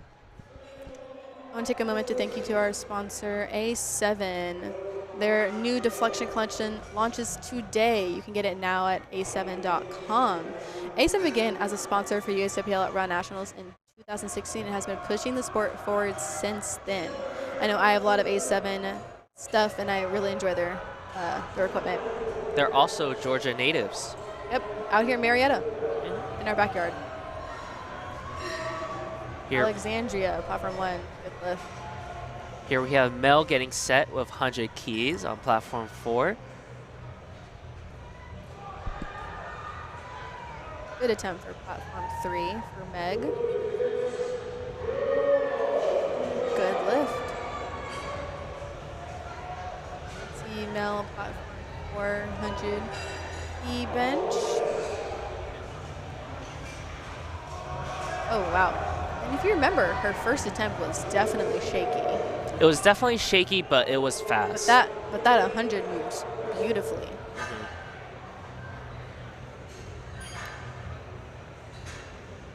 Adriana with 90 keys on her chest. Push, push. Nice job. We're seeing a big bench here on platform 4 with Vivian, 120.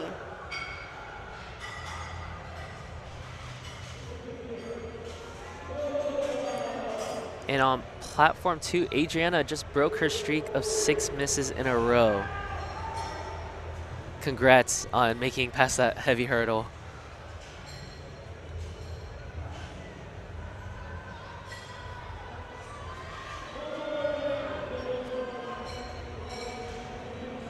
Good lift. A solid bench from Vivian.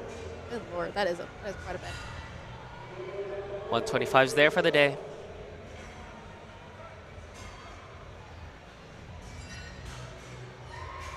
Eleanor here on platform 2. 95 not there today, but 90 on the board nonetheless. Just ran out of gas, and we're moving on to our second flight on platform 2, starting off with Stacy with 62.5 keys. And again, with our openers here on bench, we're gonna want them to be easy, mindless, something you can hit on a good day, bad day. Like I said earlier, probably RP 5, 6, depending on your plan for the day.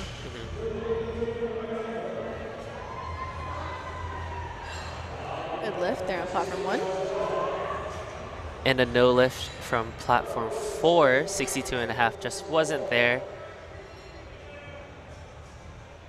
A 5 kilo jump for platform 3 with Maxine. Let's see if she gets it. Platform 1, we have Macy with 80. She gets this lift. She will be 6 for 6 for the day, setting up great deadlifts.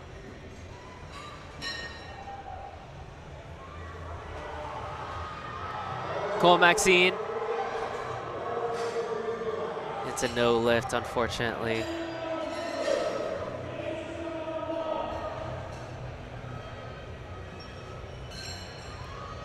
For third attempt here on platform 1.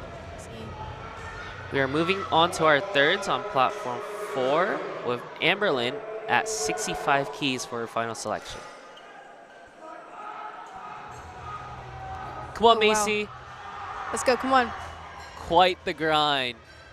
Every single ounce was put onto that third attempt bench.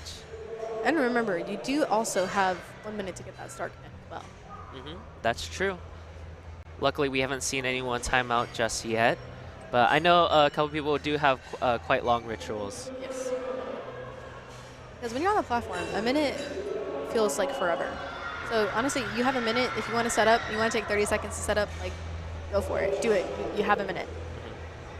Here's Madison. She needs the 70 keys to stay in the meet. Oh, oh, the bar just keeps on going down. Unfortunate for Madison. It's okay. You came this far. Just finish out the meet and have fun for the rest of the day. That's all you can do. Platform 3, we have Lisa retaking her second attempt at 82.5. Smooth openers on platform 2. Greens across the board so far.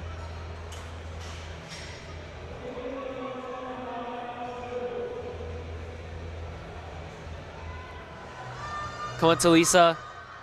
Up, up, up. Come on. Oh, just wasn't there for the day. Ran out of gas.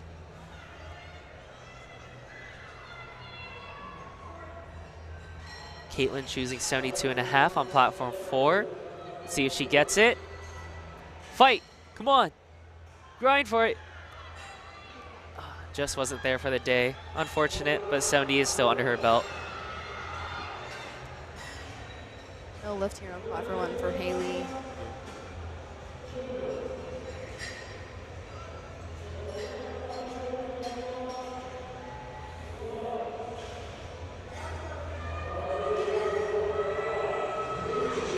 And bench is just one of those really technical lifts, right? It really requires your entire body, but it takes a lot to learn, right?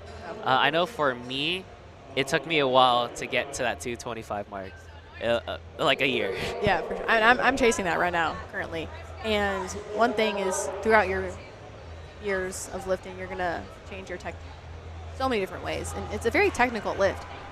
For me and a lot of other high arch benches, If you misgroove in one small thing, it's game over. If I hit the wrong point in my touch point, if I have wrong wrist positioning, if I don't slide too far in my traps, so many different things can happen where it just leads to me failing a lift. So that's why, you know, figuring out your technique is going to take some time. It's going to take forever. I had no arch, and now I have quite a bit of arch. So it takes like 2 years, honestly, to just figure out, and it's something that you can play around with and figure out what best fits you. You know, everyone wants to have a high arch because it's like less range of motion, but if it doesn't fit you and where you're strongest at, then there's no point in doing it. So don't copy everyone's technique, because your technique's your own. My high arch might not fit you, and your low arch might not fit me. It's just what best fits you and what your strongest position is. Right, of course. And another great thing to touch up on is leg drive, right? That is something very hard to learn and like nail down for sure. I know for some of the advanced lifters, if they get leg drive down just right, like they can grind out every single inch and ounce in a bench. But whereas for many of our more beginner lifters, they just don't have that kind of endurance, you know? And partially it's maybe it's leg drive, but it's strength as well. Right, exactly. You're going to see a lot of different ways to get leg drive, and it's some people have a very far out foot position where it's at the very far end of the bench. Maybe their toes are pointed outwards, or their feet are tucked back, more of a negative shin angle, if you will. So finding that leg drive always is also going to be very individual to each lifter as well. Of course. And we're moving on to our openers of the second flight on platform 3.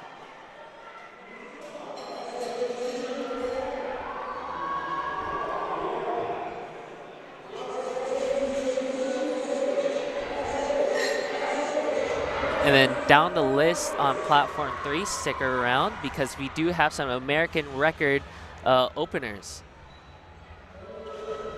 Which is insane to be opening up with the American record.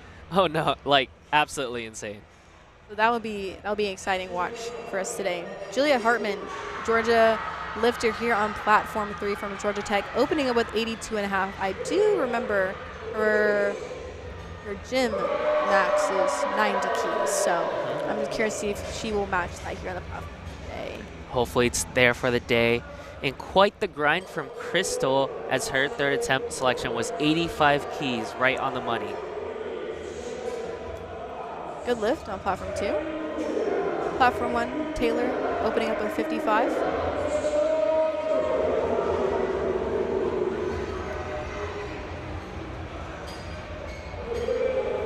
Yeah, so we see a lot of these lifters right now. They're 6 for 6, going into deadlifts with a great mentality. You know, carrying on that streak, going 3 for 3 on deadlifts, and, you know, overall having a day of 9 for 9. And that is such a great feeling to leave from a meet, knowing that you put up your best performance.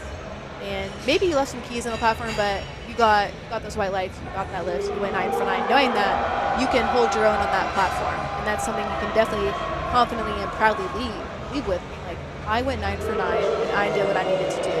And it honestly gives you a lot of motivation going into your next meet. I did it once before, I can do it again. Right, of course, you know. And as the saying goes, stood on business. Exactly, yeah. But going 6 for 6 so far in this meet, it's going to create lots of momentum, like you said earlier, straight into the deadlifts and lots of confidence. I feel like a lot of this sport is a mental game for sure. Not only is the strength aspect, but you just have to have that dog mentality and to really want it that bad. Yeah, and you know, Nationals is a great place to hit a 9 for 9 meet day. You know, hitting it at a local meet, great and all. Hitting on a national platform, different with national level refs, is honestly a very proud statement to leave the day with. So if you're here today and you're a lifter and you left 9 for 9, you should be very proud of your performance, making that your national debut. I do want to point out here on platform 1, we do have some blocks coming for Leah. So a lot of us shorter lifters here, we might need to have a little bit of extra block. Oh, looks like they're taking them away, but just to still touch on them, they are there for lifters who they might be a little bit shorter and they need some blocks there for them. So that is for use to you if you are someone who needs them. I don't use them even though I'm 5'1". I probably could use them, but I don't. But right, to each their own. I did I did spotted meet and did that. And Hannah Otera, her lift was called to be a no lift, but she did contest for it, and it turned out to be a good lift. And remember, like we said, you can contest a lift if you get at least one white light and 2 reds, and you can only do that on the national platform. But it's always an opportunity for you if you do get 1 white light. If you think you can contest it and you have good reasoning to, definitely try to contest it. That way you're on the board. For sure. And then we're about almost wrapped up with Flight A bench on platform 4. We have 3 more lifters to go. Stick around because we do have Vivian Penn going for 125 keys as her final selection.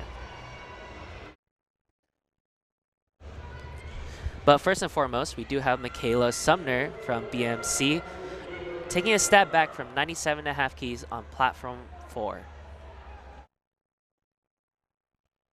See if she can get this. Can she get it? Not quite there today. Nice try, Michaela, but she is still in the meet, and she gets to walk away with 92.5. Mackenzie, platform 1, opening up with 67.5 here. Platform 3, Jennifer, opening with 92.5. Beautiful opener.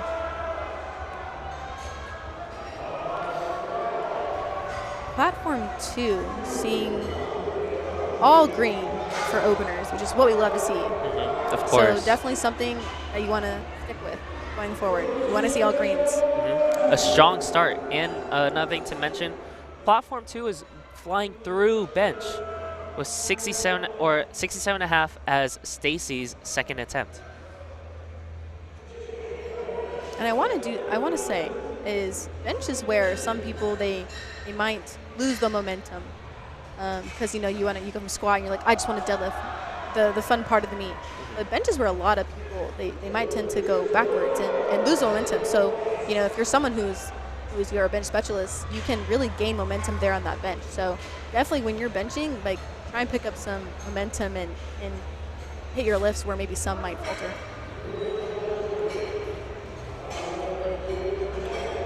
And then platform 3, American record attempt, I believe, with Haley Clayton with 107.5 keys.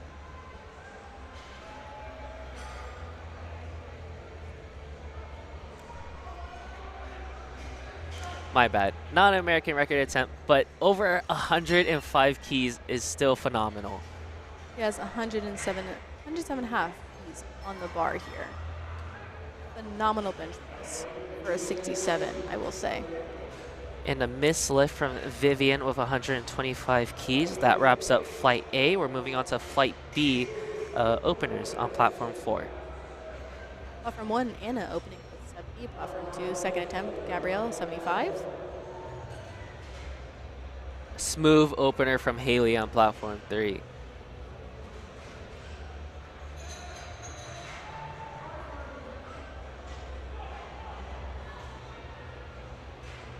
Hannah Peterson opening up with 110.5 now. I am an avid follower of Hannah Peterson. She has a remarkable bench, so I'm curious to see what she's going to put up today for bench. Hannah with her opener of 70, good lift on the board. And Hannah, this is the American record attempt. Which is insane. I know she was here at CNATS last year. She did hit top 5 podium, so I am curious to see what will happen today for her.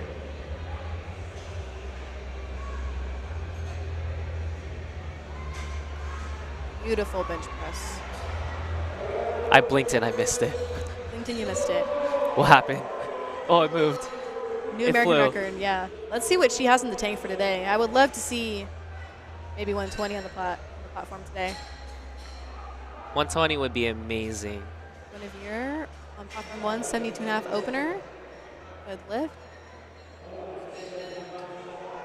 In a solid bench from Isabella, 75 keys for her second attempt. Moving on, we have Maya on platform 2 with 77.5, a 5 kilo jump from her previous. Tabitha on platform 4, taking 77.5 for an opener. Now Riley here on platform 3 is retaking an opener. Let's see if she can get her second attempt. That way she's on the board for bench. Come on, Riley.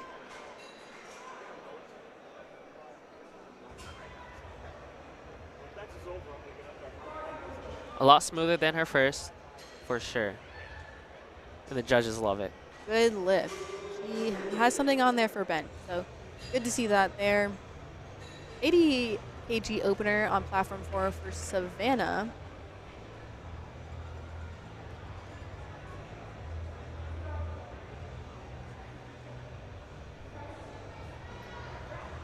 Nadia on platform 1, opening with 75 keys. And then here's Giselle with 77.5 keys on platform 2, making it fly. Looks like 80 or 82.5. Oh, but it was a no lift, unfortunately. It's a technicality from the referees.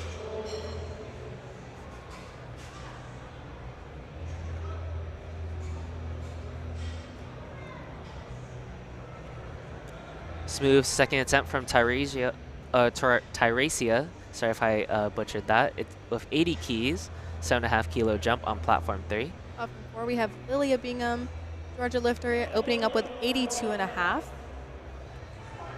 She has us for the opener. Oh, whoa! And you miss it. Blink and you miss it. It popped up right up. Let's see what she has in the tank for the rest of us today. Second attempt on platform 2. Smokes second attempt with 80 keys. Here's Victoria on platform 3, 80 keys. Now she is in line of sight of me from the commentator's booth when she was warming up, and she looked dialed in. She had a glare going on. Let's see how she goes on for the rest of the day.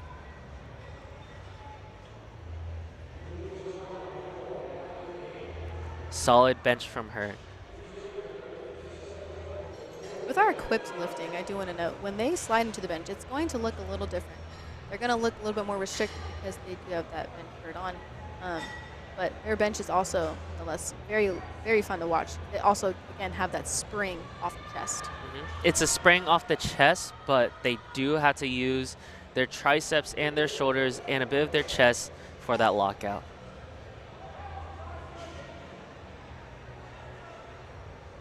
A solid opener from Mia on platform 1. One of my favorite cues with the bench is cueing neck pressure by honestly having a double chin. The double So chin. if you're someone out there who you need maybe some tips on bench press, coming from someone who holds a state record in it, not to flex, but not to flex. Not the to flex, Georgia guys. state record of 67.5 at juniors. yeah, exactly. Gotta flex when I can. But I will say, cueing a double chin is key because it really helps solidify that neck pressure and also helping your brace and your touch point to be softer. So just, something to add there if you're someone out there who needs maybe a cue or two to help them with their bench press. Juliet Hartman here, platform 3, 87.5 second attempt. Slow second attempt, but very nice for a second attempt. So I have a feeling she's going to go probably for 90 for her third and match her PR. Yeah, 90 for sure. Lauren up next on platform 2 with 82.5 keys. Allie on platform 1 opening with 95 from FSU. Solid bench from Lauren, 3 white lights. We are seeing some big bench presses.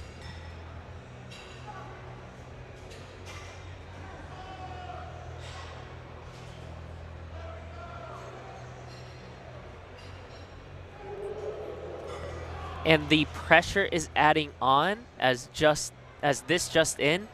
The difference between Haley and Hannah's second bench attempts are going to be half a kilo apart. Haley's taking 115, while Hannah's taking 115 and a half. They're trying to take that record. This is going to be exciting. It's going to be really exciting today. We'd love to watch some national records be taken from each other back and forth. Yeah. And some fierce competitiveness, Yeah. Not only is it to QT, today, but it's going for the win, for sure. For sure. Standing on the first place podium with the first place gold medal. It's got to mean something. Jennifer Benavides on platform 3, 90 kg second attempt. What do the judging say? Good lift. Here's Izzy Deller on platform 2 with 90 keys. Victoria, platform 4. She's one of our top podium people for our equipped lifting. Well, I'm forecasting that she'll probably be somewhere on the podium. Opening up with 95 kg.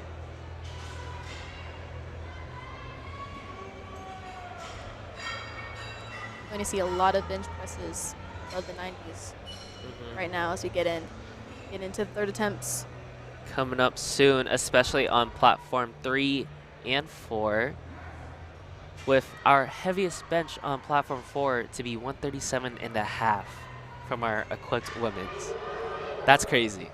Yeah. And these are some solid pauses too, I will say. So make sure when you're training in the gym, you're training for competition, that you're training the comp standard. You know, whenever you're getting commands in the gym, have someone give you commands who maybe is a ref at there in the state, or they can give you a solid press command. That way, when you come onto the platform here at a national meet, you're not surprised with anything crazy. Right, out of the ordinary, you know, holding that pause, you know, longer than just a millisecond. Yeah. Right. And if you're joining us today, welcome to 2024 USA Powerlifting Collegiate Nationals here in College Park, Georgia, right by the airport here. CNAS is happening. Started Thursday, going to Sunday. Great performances we're having here today. American records, national records, so in both raw and equipped classes. So make sure you tune in for the rest of the event for the remainder of the week until Sunday for some phenomenal lifting. And the lifts get heavier as the days go on. You will not want to miss it. Here's Jenny with 110 as her opener. Oh, bit of a misgroove. See if she can retake that, maybe, you know, just a misgroove. So sometimes some things are just slight misgrooves. Right. All right, platform 3, Janie. She is again in the race for first for the 67.5 raw class. Second attempt of 100 keys, taking a 5 kg jump. We're most likely going to see 2.5 to 5 kg jumps on the bench press. A good fight from Stacy on platform 2. She just couldn't lock it out. Unfortunate for her, but she does get to walk away with her second attempt. Solid attempt for Janie on platform 3. That looked like an opener, honestly, on platform 3. Some people, they'll take their second attempts and they're just going to look like openers. Like even third attempts, sometimes people will just they'll be on one for the day, and their third attempts will look like openers. American records. Well, they look like seconds. All right, so far. platform 3, national record attempt, Haley Clayton, 115. We do have Hannah Peterson following to try and break that with 115.5. So this is going to be an interesting battle that you're going to want to pay attention to here on platform 3.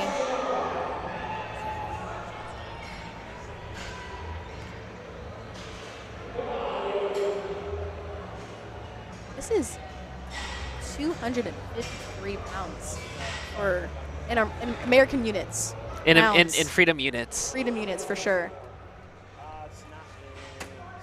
This is crazy.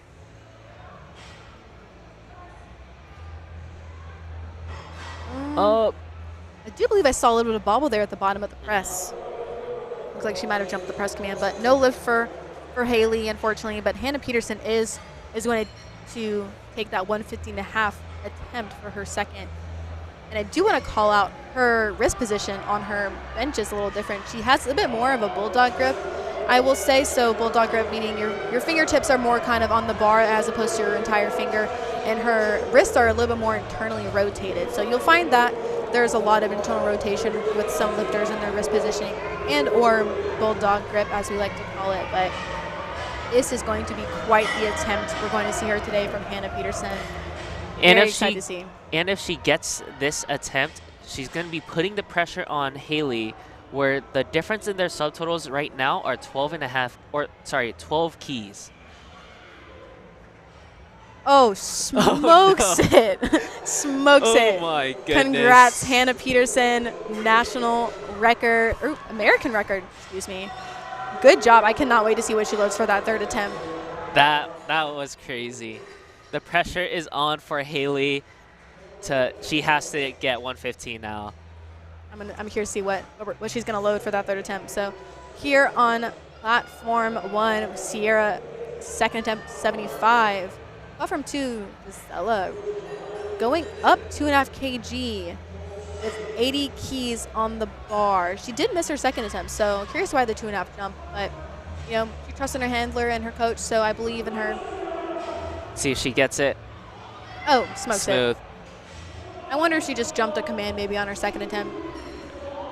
Yeah. Or maybe that bubble that we were talking about earlier. Yeah. Riley on platform 3. Good lift for 72.5. And a good lift from Sierra with 75 keys on platform 1. And platform 4, Lauren is getting set to bench 70 keys. I want to say thank you to our spotters and loaders here today for keeping our lifters safe and helping move this meet quickly along. Wouldn't be here without you.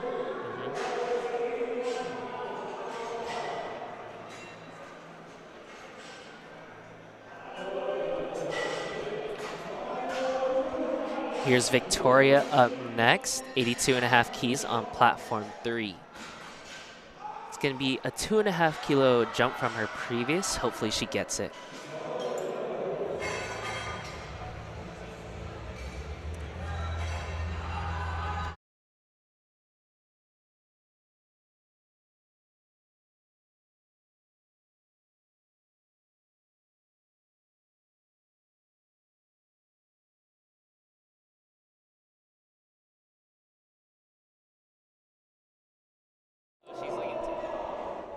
All right, just to kind of give you some statistics, our 2023 champion for 67.5 raw was Mandy Ogo, and she had a 480 kg total at 501.72 dots.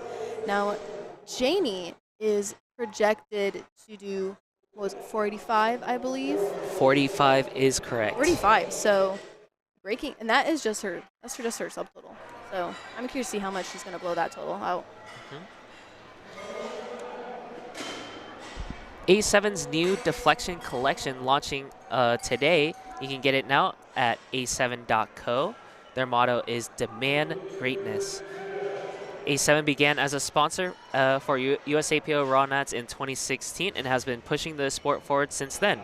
They are now the official supplier of USAPL branded apparel and have been in the business since 2015. A7's love for the powerlifting community is their uniting belief, and they believe that everyone can achieve their full potential through demanding greatness. Love me some A7. I'm wearing their shorts and their shirt. Love them. Great material. Wear on the platform and off the platform. Here on platform 4, we have Lilia Bingham. Second attempt with 87.5 keys. I believe she's going to smoke this based off her first attempt that she had. Amazing bench attempt from Hannah on platform 3 with 87.5 keys. Oh, yeah. Easy Honestly, bench from Lilia. I think she might go 92.5. It's definitely there for her. I think she's going to hit it. And that's her gym PR.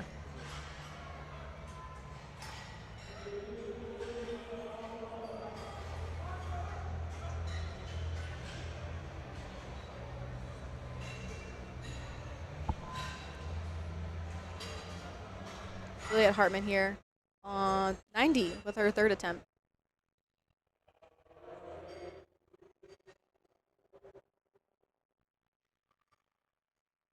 Not quite there today, Juliet, but that's okay.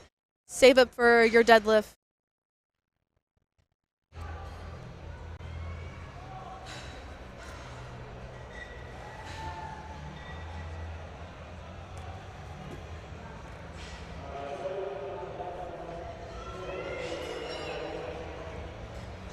That's a no lift from Julie, unfortunately. Up next, we have Denise on platform 4.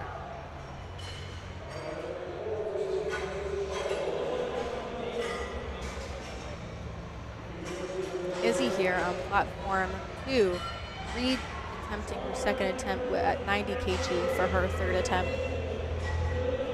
Addison here on platform 3. grinding out half. But it says no lift.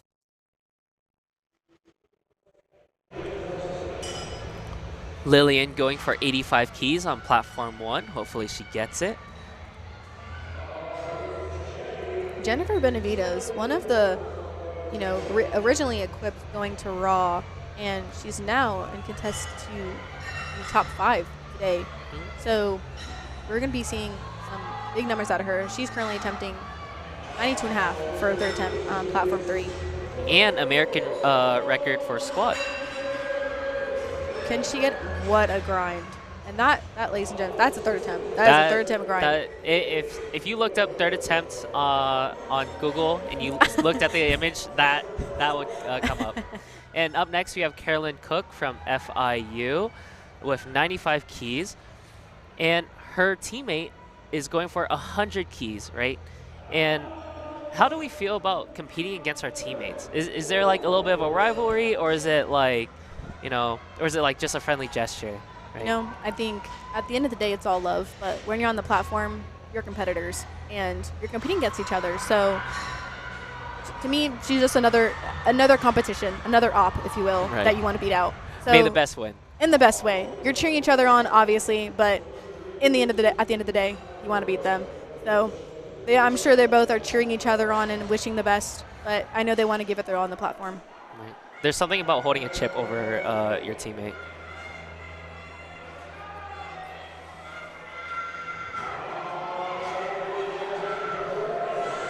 Platform 2 about to finish here with the last bench. Jasmine Perez, 102.5, finishing off the bench session for platform 2. Platform 4 still on second attempts with Lauren Ng from UCLA with 100 keys on her chest. Easy second attempt from Lauren. Platform 1 was Saul, our Georgia lifter, third attempt 60 keys. And then here are our rankings so far within the Raw Women's Division, with UTSA and Texas A&M tied at 29 points. Midland University following right behind in second place with 21 points. And UC Irvine following up in third place with 20 points. The competition is clearly very tight between the second and third placings, but University of South Florida could easily overtake them as they are 4 points behind, and University of Pittsburgh is 4 points behind them as well, with tying with Concordia and Boston. William Jewell and McKendree are all tied with 11 points.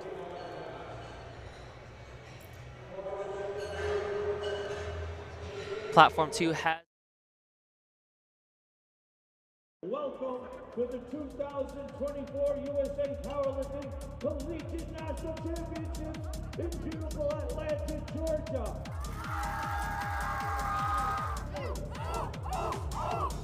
That's A7.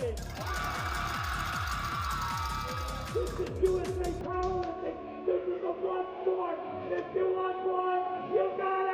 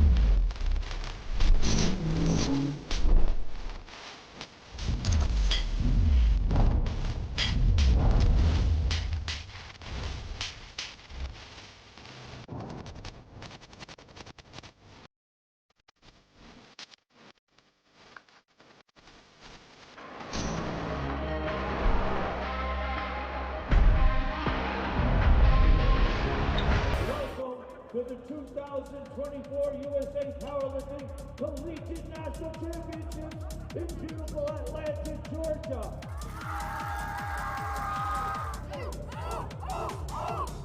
That's A7.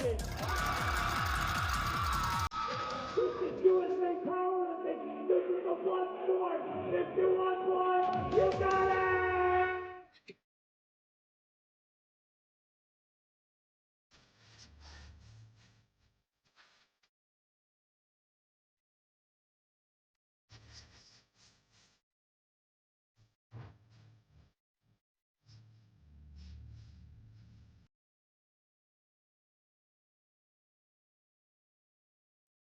On platform 1, if you do want to stick around, we will have deadlifts coming up shortly, so feel free to stick around. We'll see you in a bit. And on platform 4, we have Lauren stepping out to 105 keys. We do have platform 2 about to start here on deadlifts. Angela opening up with 100 keys. Now we're going to see a big momentum shift going into deadlift. Deadlift is one of those lifts that it can change the trajectory of a meet. And there's different pools. There's sumo, there's conventional. We'll see different types of sumo. We'll see conventional, different stances and everything like that. But deadlift is where it gets fun, it gets interesting. So you're gonna wanna make sure that you're continuing to watch for deadlift. For sure, people could be pulling their subtotals, or they could be hidden dark horses and come up and sneaking from behind, quite literally, and take a podium spot right underneath you. Platform 4, Jenny with 112.5 keys on the platform.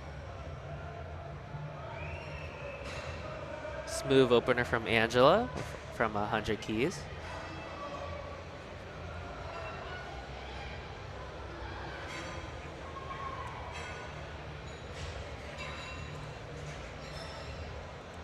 You're going to see what is on the legs of our lifters. It is white and it's baby powder. Don't mistake it for chalk. Chalk is indeed on our lifters' hands. You don't have to have baby powder on your thighs, nor do you have to have chalk, but it surely does help. But you are going to see a lot of our lifters here have lots of baby powder and lots of chalk to make sure the bar doesn't fall out of their hands. The bar easily glides against the legs, and it's okay if baby powder gets everywhere because it's covered out here in the warm-up room. Yeah, on our way to the commentator booth, we almost slipped. Yeah. Be careful out there. Make sure it does not get on your shoes, because if it's on your shoes, you could perhaps slip in the middle of your attempt. Make sure before you step on the platform, you wipe your feet a bit. Here's Savannah going for a massive 120 for her final selection. She did miss 2 other attempts. She needs this to stay within the fight of the top 5. Let's go, Savannah. Oh, smoked it. Let's see what the judges say. 3 white lights. Looks like she found her groove. Welcome back to the competition, Savannah. Platform 3, we're getting started with deadlifts, starting off with Rachel, a smooth opener of 112.5. Moving on to Alexandra with 117.5 load up for the bar. Juliana Perez on platform 4, reattempting 122.5. I also want to point attention on platform 2. You're going to see some of our lifters are going to opt for no shirt, no undershirt under their singlet, or to continue to wear their undershirt. If you're someone who wants to flex off your muscles, you might want to go undershirt, or it just might give you just more freeing movement whenever you're in the pool. For one, I like to flex off my front delts, you know. But it's also to get a little bit more range of motion, because the shirt can be a bit tight. Juliana Perez, 3 white lights. And here's Tansy looking to break her own American record, 143 keys up next. That's 315 pounds. Good Lord. We processed that. That's a lot of weight. Yeah. That's the Gym Bro 315. Yeah. But right now we got Gino cheering up the crowd, saying, "Let's go, Tansy." This will be an insane press if she can get it, which I have full faith. Platform 3, we have Talisa. opening with 125 conventional in some blazers, I think.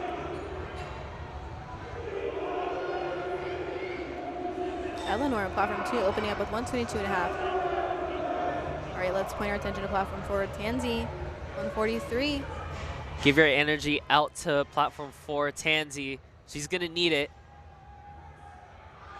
Come on, push! Oh That was goodness. insane. That is crazy. What will the judges say? 3 white lights, stand on that bench. Both our commentators out there. There she goes. Congrats, Tansy. Business, that was insane. she stood. Business She stood. stood on. So proud of you. Great press onto deadlift. Here we have our Raw men standings with Midland in first with 29 points, Texas A&M second place with 15 points, UTSA with 12 points, tied with McKendree of 12 points, and Army with 9 points.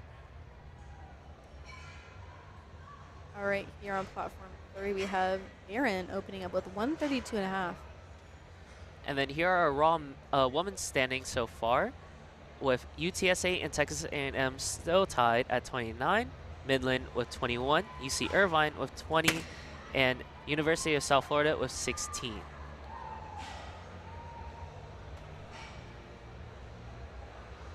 All right, one thing you're going to notice here on deadlifts is that you do have to have deadlift socks in order to be deadlifting and have a good lift. You have to have them, or else you got to go put them on. They do have to go all the way up to your knees. So you'll see here on platform 2 and 3, they'll have that. Also on platform 2, we have wrist wraps that you can wear on your wrists. Now the wrist wraps are a bit unconventional, though Adriana did deadlift conventional, but you'll see the wrist wraps more on someone like John Hack, you know? You'll see also, I feel a lot on equip lifting maybe. Equip lifting as well.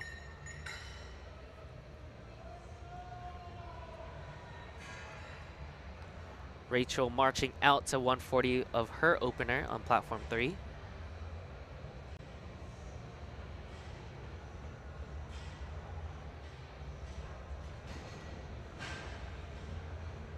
One thing you'll see on conventional is that sometimes you'll see a little bit more of a rounded back, which is totally fine.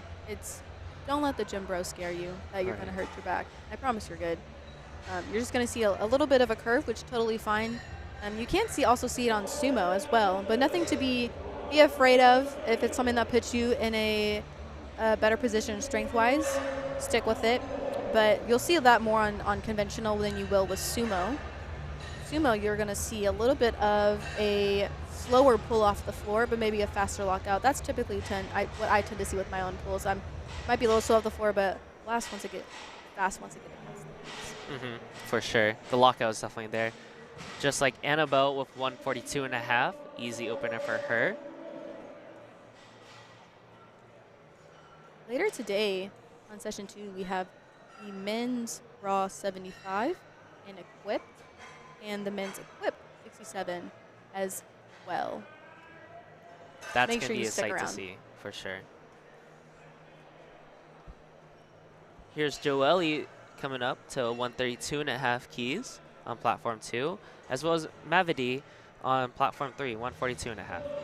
We're going to see different shoes here today as well. We're going to see some Converse maybe, some Blazers, some Vankiss, some Notorious lifts, some 100s, anything of that sort. Any slipper, really, depending on what lifter prefers and what feels like they're gripping the floor. Yep, for sure. I know Vankiss and 100 have just come out with their latest generation of shoe, both promoting their grippiest sole yet. Gino showing off his skull ring here on platform 2. Very cool ring, Gino. Great style, Gino. Platform 3, Anna, I believe, we're having more of a froggy stance. You'll see lifters, one commonly known Angelino. Fortino. Angelino Fortino. Misspoke his name. Yeah, he has more of a froggy stance. So you'll see some lifters are starting to adopt that. Or some having a very, very wide stance.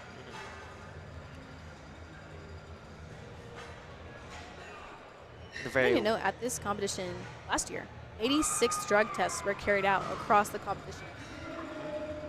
And even more will be held today, of course. Right after the third attempts, there will be a ref or a judge standing right behind that banner and snatching the lifters as soon as they walk off the platform. And one thing about that is being drug tested is flex. Also, I was drug tested at my last meet, and it's something. It's like, wow, maybe I am strong. Maybe I'm not too bad. That's definitely a cool thing. Part of the 1%. Yeah, definitely a cool thing. See. Also, something we want to touch on deadlifts here today is deadlift only has one command, and it's down. And you do get the down command when your knees are locked, your hips are through the bar, and your shoulders are also back. So that is pretty simple. Many people don't really miss the down command, I will say. Pretty easy. And when you're training, make sure you hold at the top for a little bit. That way you do get the down command. You also notice some difference in grips here today. We're going to see a little bit of a mixed grip, which is one hand over, one hand under, or a hook grip, which is where you are having your thumbs under the bar and securing it with your other fingers. So you're going to see some differences in that as well. And that's also primarily on preference. I know for me, after a while, my thumbs start to hurt, and I have to let go of the bar. Yeah, we'll see some grip issues with hook a little bit because of some people losing that grip with their thumb, which is why some then go to mixed grip. I'm personally a mixed grip person. Same. We're flying through deadlifts right now. We are on our seconds. Angela with a smooth second attempt of 105, and Rachel getting set to take 125, and a solid second attempt as well from Rachel. Nice shot.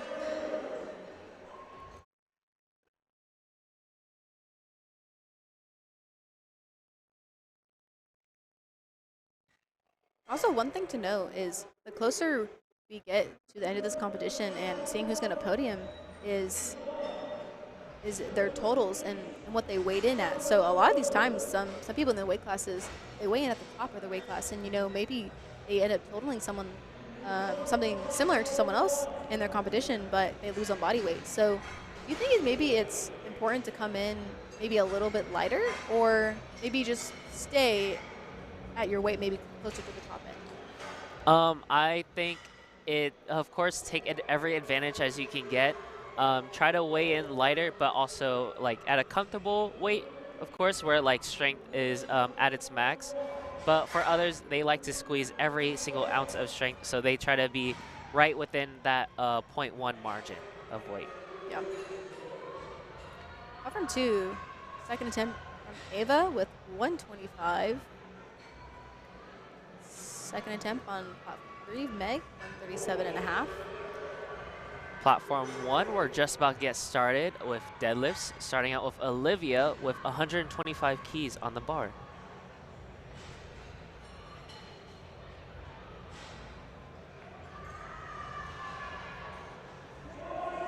She is happy with that second attempt at 140, so I feel like she's going to put up a lovely third attempt there on platform 3. Opening up platform 1 is Olivia with 125.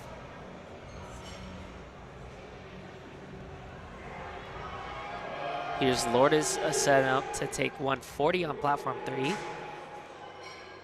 And Jaden taking 127.5. Smooth second attempt from her on platform 2.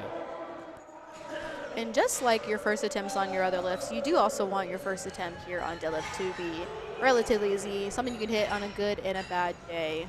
That way you set yourself up for success for your second and ultimately your third attempt. And you'll see a lot of people here today, they'll do a full send for their third attempt. And then there's that prong belt on platform 3 that we were talking about, most notably from Charnay Noriega, with Erin taking 145 as her second attempt.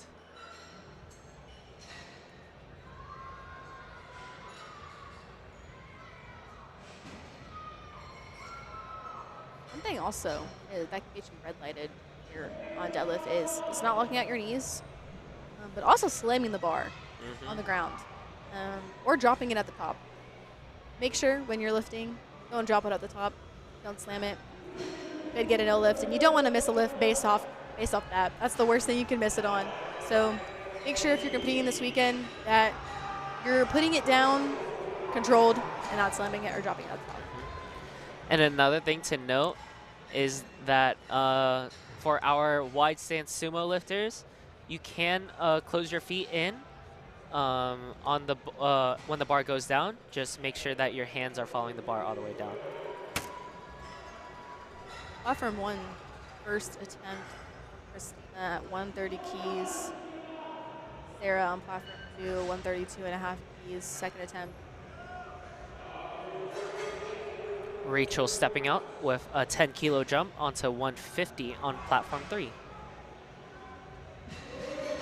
Simultaneous lifting on platform 1 and 2. Lifts loading.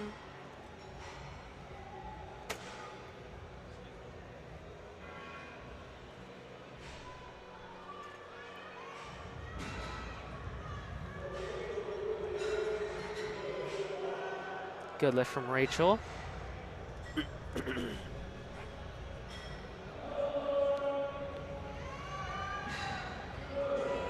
thing I want to also speak on is some lifters will have very, very long arms, and their range of motion is incredible.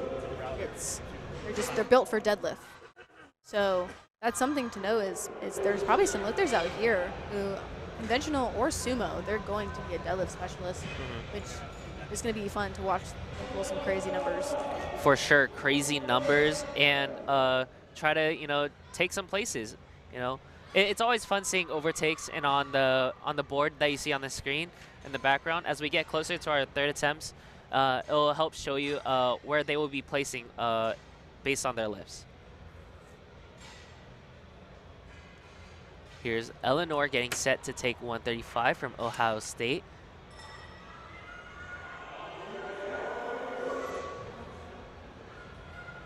Lower pull, but she gets it. See what the judges say on platform 2. In a similar pull from platform 3, 3 white lights for Honora with 155 keys. Platform 2, the lights are a little slow to load. So when this happens, the referees do tend to use the flags instead, or the cards that they usually keep underneath their chairs. And this just helps keep the ball rolling, and it helps lifters keep on moving forward. The attempts and scores will be adjusted later. Here's Amber from FIU setting up to take her opener of 132.5. And platform 4 has started on deadlifts, with Nicole starting out with 127.5. Looks like the time is going to run out for her, unfortunately. Moving on to the next lifter. Maybe her last one was a little heavy, so might need some more time. Yeah, she might just do a second and third attempt.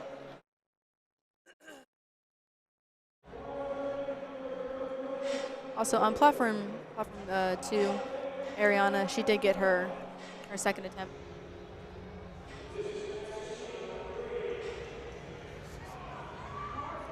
Maxine on platform 3 with 157.5 second attempt. Beautiful deadlift.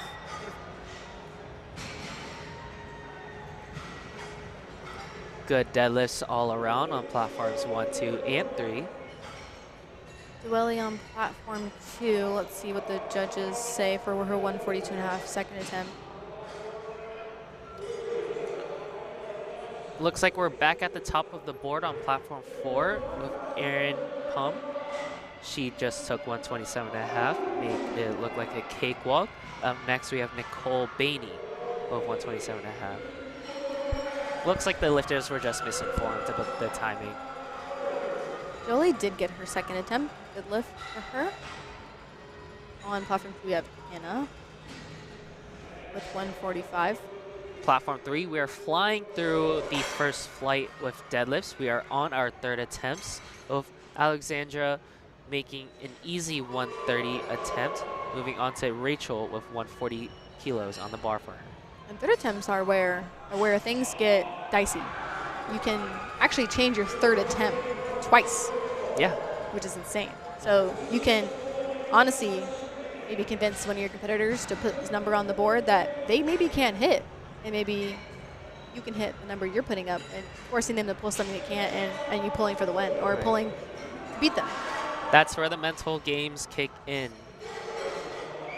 Rachel couldn't break 140 off the floor, unfortunate for her, but a good meet nonetheless, as she finishes 5 for 9. And going into these third attempts, this is where we're wanting to flip that switch and really hitting the platform strong, but also calm.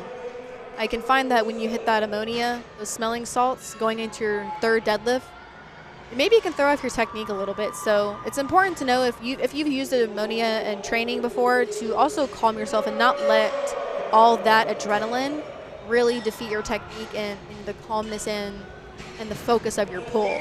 So, but you're going to see some great third attempts here today, some interesting calls, because we've been having some battles here for podium spots. Composure is definitely the key here, but I know you're, for one, is someone that likes to get hyped for their third attempt. Yeah, and I'll bring the hype to you guys for your third attempts here on the live stream. But I'm someone I try to bring the hype, because that's something that you gotta have. I feel in a good way, hype, but also a composed hype. So for me, I do like to scream a little bit. The try chest to be calm. beating. I beat my chest, a little different than most, but definitely.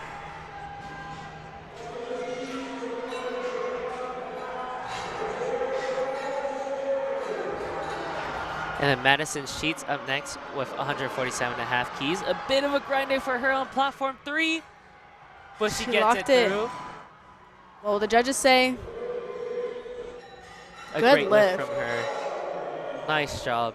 Here's Amberlyn Hoper up next for 135 keys. Smooth opener. And then Jaden Bennett with 130 keys from Liberty.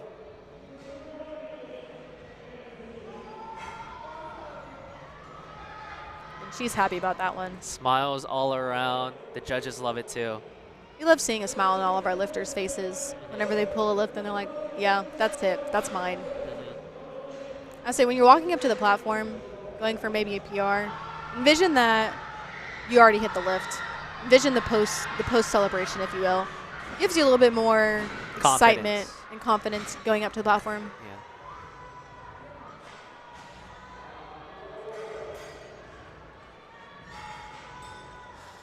So all right, our overlays are not matching what the lifter is, so we are working on it here, but you can go to LiftingCast or look up on the screen behind the lifter and see which lifter is lifting and what weight they're lifting as well.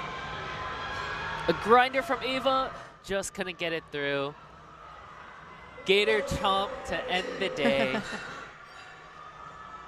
Oh wow, Lourdes, platform 3, can she grind it out? Can Come she on, grind it Lourdes. out? She It's got there. it. Nice. Will she get it? No Oh. lift. Maybe pitching. Yeah, could be, or she could go contest it. Also, something that will get you a red light is using your thighs to one support the lift or to move the bar up your leg. That is not. That will not give you a white light. That will give you a red light indeed. Smooth third attempt from Ava here on platform 2. Also a gator.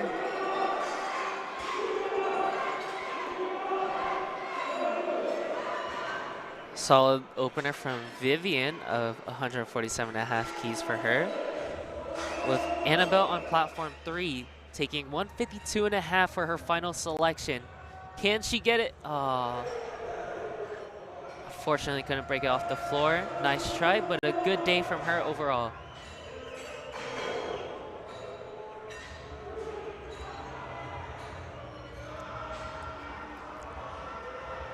Sydney going 135. Looks like she got it. Miriam on platform 4. Nice shot, 147.5 opener.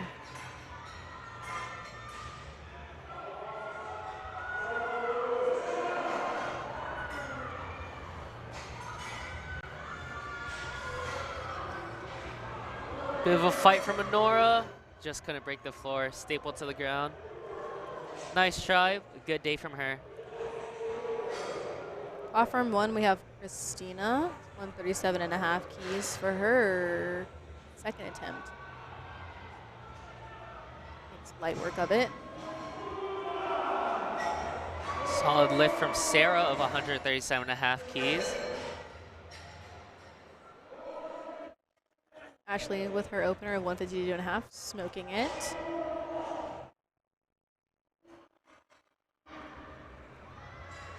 And a solid third attempt of 160 from Rachel. Nice job.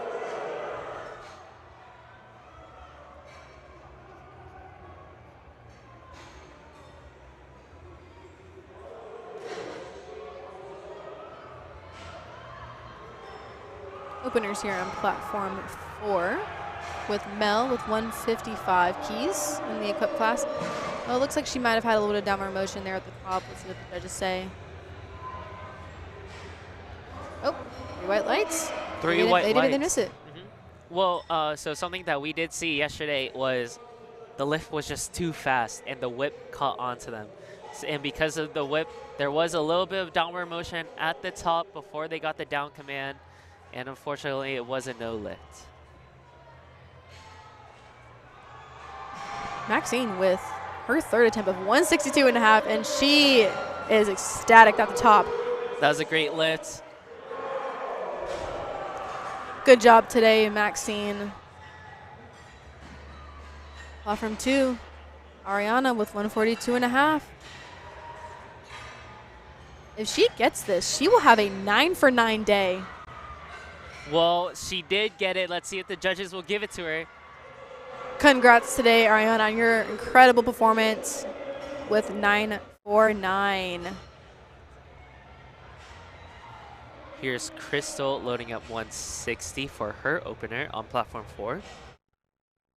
Adriana on platform 2, third attempt of 147.5. Smooth second attempt for Alexa of 137.5. We are cruising through these second and third attempts. This is where you see the meet starts to move quite fast. Yeah, I'd say deadlifts is more on the faster side of things for sure. Right.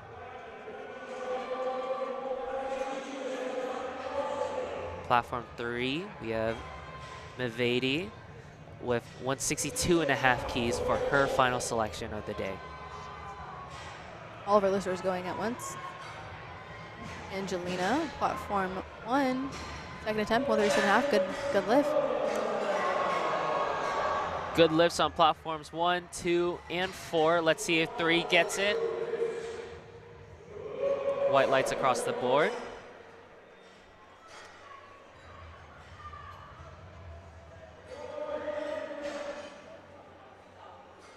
When going for a third attempt, how do you walk in?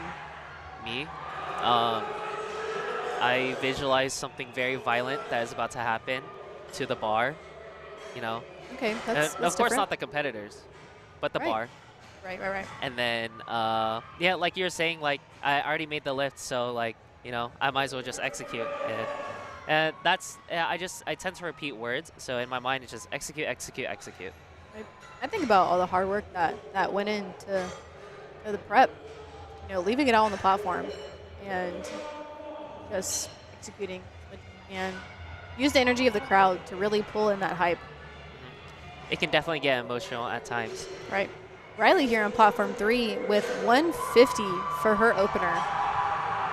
On platform 3, we are moving on to our second flight, so expect some tight competition later down the board. Here we have Nicole Bainey on platform 4, choosing 137.5, a 10-kilo jump from her previous.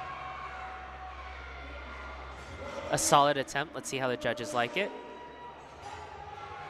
A good lift. Joelia on platform 2. Her third attempt deadlift is going to be 152.5. A good lift from Sarah of 147.5 on platform 1.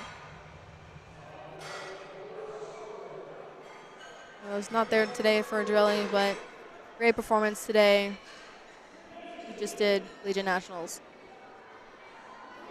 Smooth opener for Eurasia. Excuse me if I'm incorrect with your pronunciation. Tanner Peterson, again, one of our top contesters for a podium spot here for the 67.5 Raws. Opening up with 162.5 keys on the platform. We are going to see a big deadlift also from Janie here later in this flight here in platform 3. That's true. If we're going to talk about deadlift specialists, it's definitely going to be Janie and Juliet Hartman later down the board. Platform 2 opening with 137.5 is Kristen. Solid second attempt from Michaela from BMC. I'm sorry, Amberlyn from William Jewell. Hannah smoking that first attempt. I know she has a mean deadlift as well, Hannah.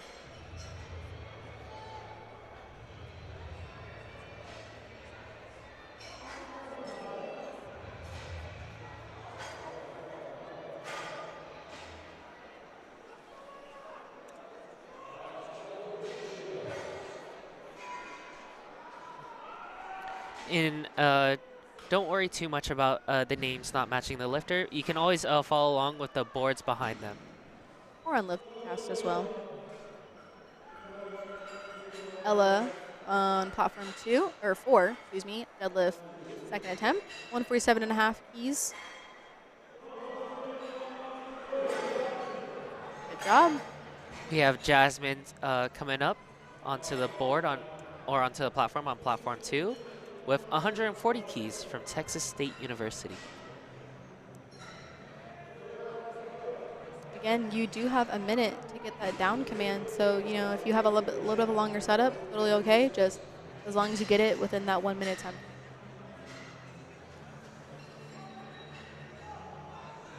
Platform 3, Carolyn Cook, first attempt, 162.5. Smokes it. Great lift from Carolyn.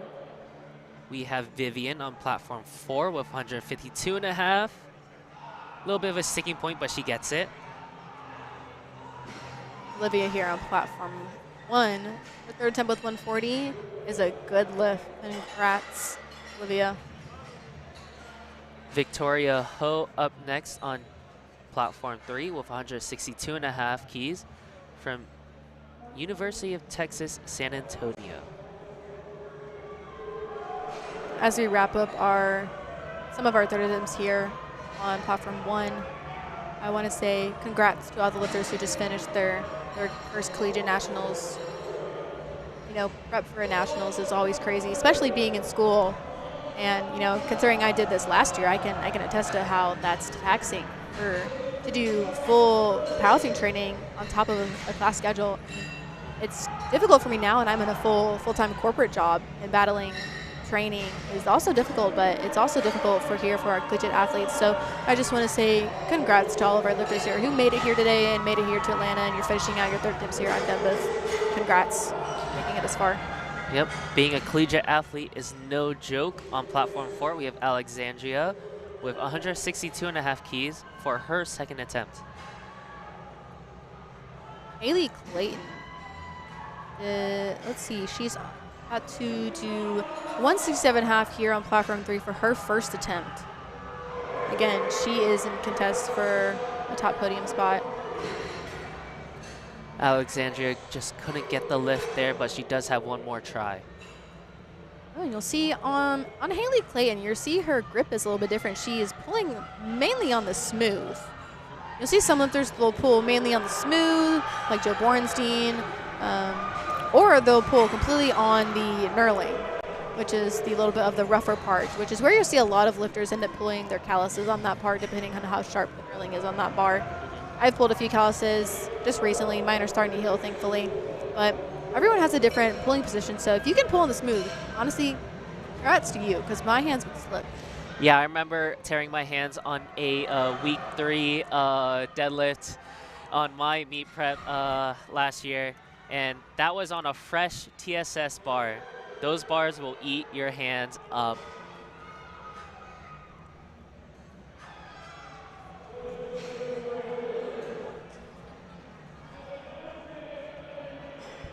All right, just a little bit about us, the commentators.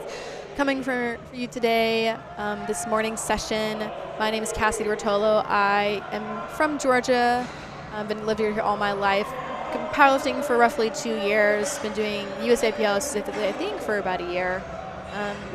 I'm out of college, so I'm no longer in the CNATS arena college lifting era in my post-grad lifting, and I am in prep for Raw Nats later this September. I work in marketing if you're curious. Yeah, that's just a little bit about me. Ben, how about you introduce yourself? Me, hello, my name is Benjamin Quach. I am also Georgia native, living here all my life. I compete at the 82.5 kilo class in USAPL. But unfortunately, I did not qualify and make the CNATS total, but I'm here to commentate for you all weekend. So you'll be hearing lots of my voice throughout the days that go on.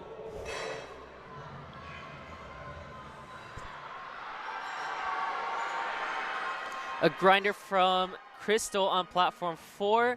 She just couldn't lock it out, lost at the top. Janie here, who I think is going to get first, so I think she might be in place for first right now. Opening with 195. I believe she just hit 500 here in March, so I'm curious to see how close she is going to get to that. Oh my goodness. Smooth opener, fast. Breaks the American record. She's on one. But here's Juliet up next to chip her with 196.5. Our local Georgia lifter here from Georgia Tech, coached by Miss Jazz. We love Jazz. Love Jazz. Juliet, this is all you. Let's go.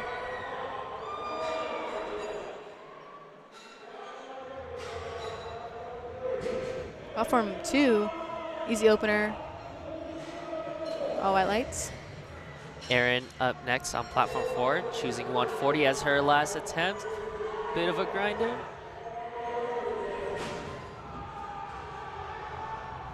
Juliet Hartman with an easy opener with that national record attempt. All white lights. Now we're going to want to pay attention to Juliet and Janie here on the deadlift because I feel like they're going to go head to head. Head to head for the deadlift session. It's going to be very close, for sure.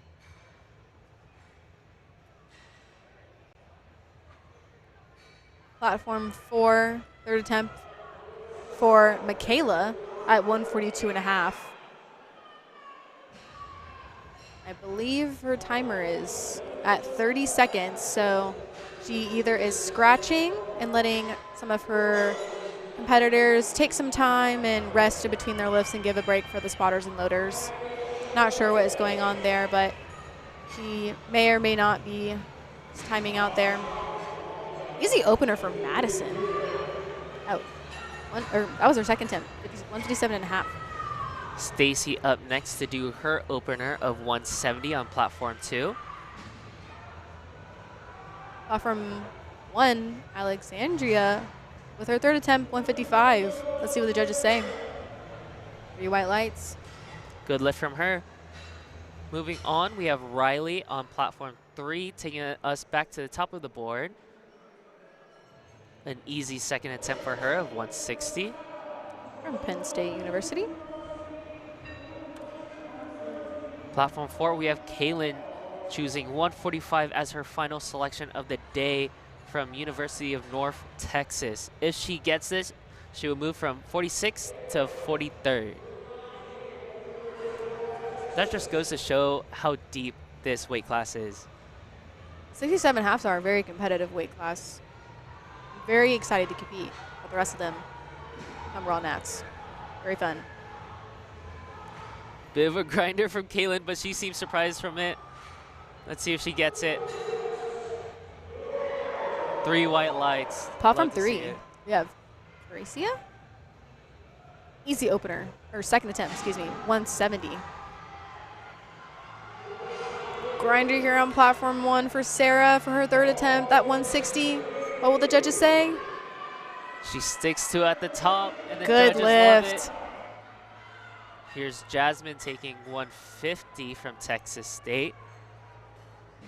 A solid attempt. 160 is there for her. You'll see sometimes in between attempts, the spotters are cleaning off the bar, because you are allowed to request the bar be cleaned in between each attempt, and I highly encourage it before each lift, making sure that you don't have any chalk on any other parts of the bar that you don't want. Or baby powder, too. Or baby powder, Sometimes for sure. the baby powder can fly up in the air and can end up on areas where you are gripping the bar. Yeah. Hannah Peterson smoking 172.5 with her second attempt.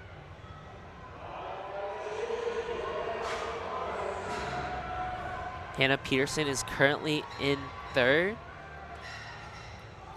with 448 kilos under her belt, but there is still some tight competition ahead of her. Amberlyn here on platform 4 couldn't quite lock it out for her third attempt. Class act by shaking the ref's hands. Class act. Very noble. Also, you can move the bar up and down the platform. That's true. If maybe there's baby powder in a lot of one spot, you are allowed to move it further back, wherever. Yeah, you can see how, like, on platforms 1 and 4, the bars are moved further forward, whereas platform 3 is moved a little bit back, and platform 2 is all the way in the back of the platform. Platform 1, Lindsay with her third attempt deadlift at 170.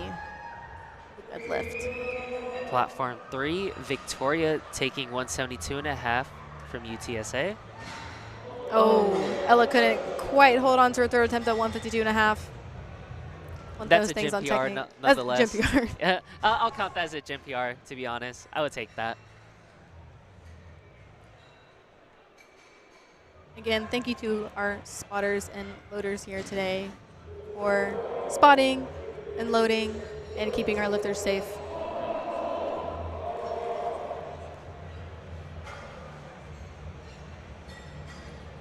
Macy Hill here on platform 1. Third attempt deadlift at 175, the last deadlift of her flight. Of flight A. If she makes this, she will move to 8th.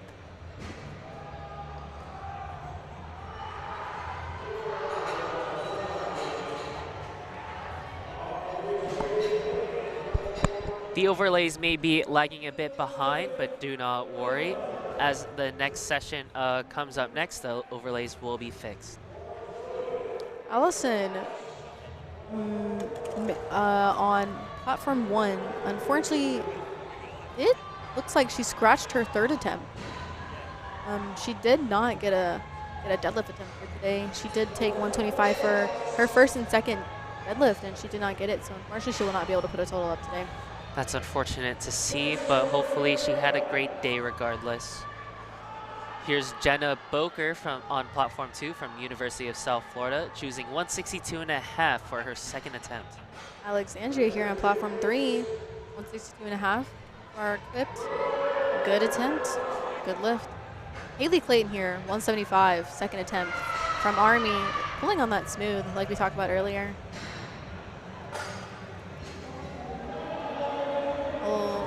A little slower lockout. She still gets it. Let's see what the judges say. Good lift. Couldn't agree more. Miriam Bloom on platform 4, choosing 165, looking to end the day at 5th place if she gets this lift. Oh, come on, pull. Come on.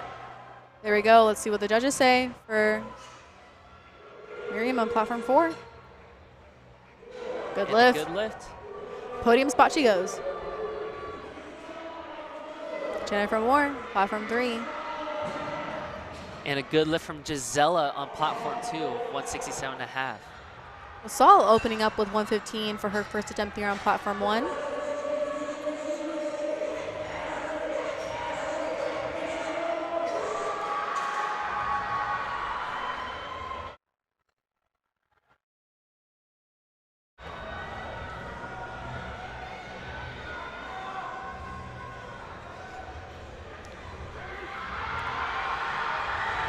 Hannah Atoro with a second attempt for 182.5. She has quite a bit of a narrow convention, I will say.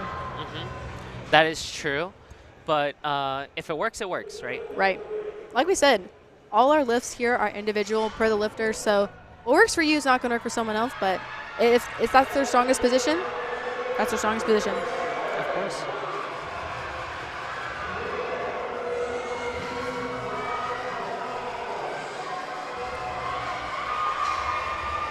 Jennifer with a massive 182.5 as her second attempt, but makes it fly. And we're going to see some big deadlifts here on platform 3.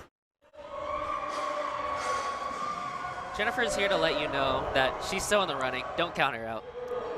And Juliet here, is second attempt is going to be 202.5 keys on the platform for her second attempt.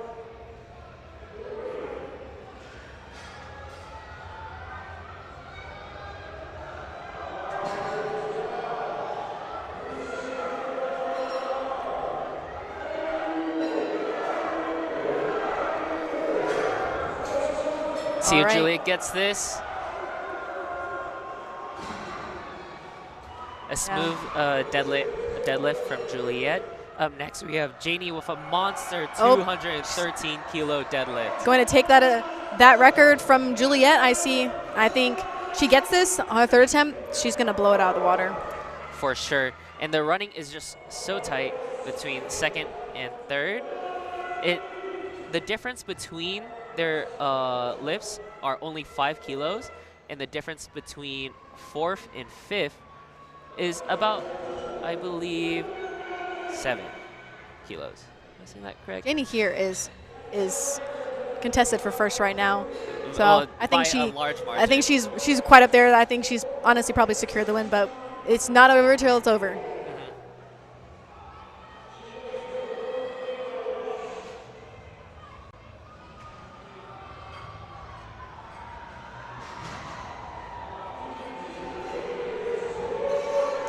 Janie getting that second attempt, looking a little bit like she had some balance issues, looked a little off a little bit, but I think she's still gonna pull something crazy for her third attempt. Right. If she, I think for sure. Let's see what she loads up next. But before that, Jennifer and the battle between Jennifer and Haley is just so close that if Jennifer misses her third attempt, Haley could just snatch it up from behind and take second place. And that is exactly why deadlifts are quite interesting, because you could pretend to load something that you can't load, or force someone to load something that they cannot hit. And just put the pressure on them. Yeah, giving you kind of the edge. Sometimes it's a game. Platform 4, we are moving on to our openers on the second flight with Tansy with 140 keys from Northeastern.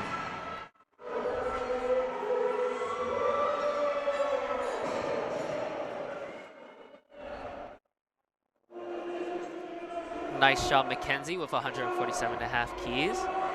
Up next, we have Chow Win with 150 keys from the University of Houston. Laura taking 140 as an easy opener on platform 4 from UCLA. And Riley on platform 3 taking 170 as her final deadlift of the day. If she takes this, then she moves on to 16th place.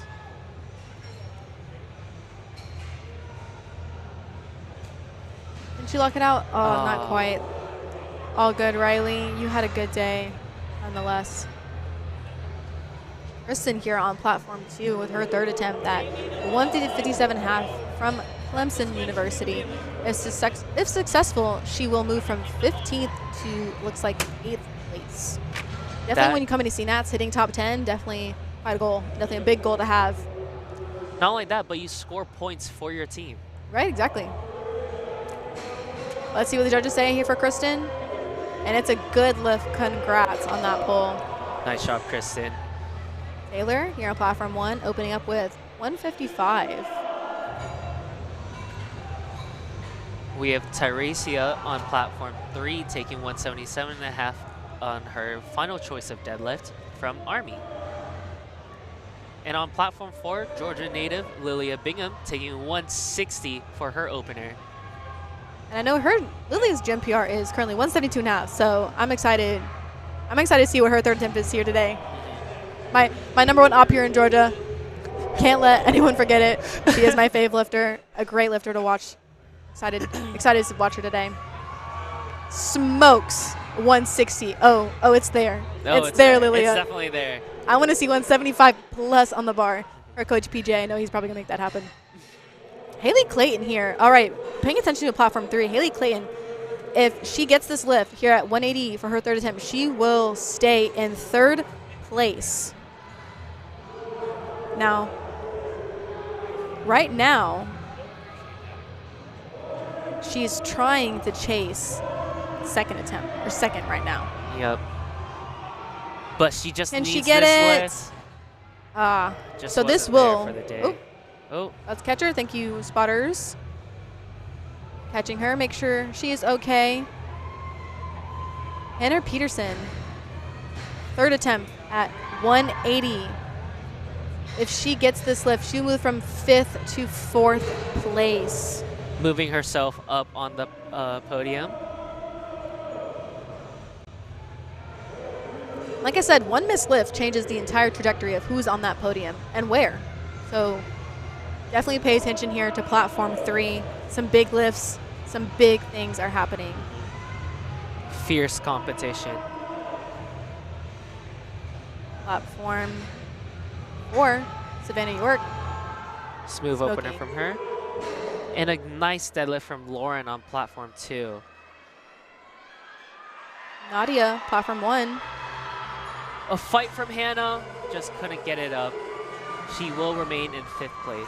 Nadia smoking 160 for her opener. Good lift.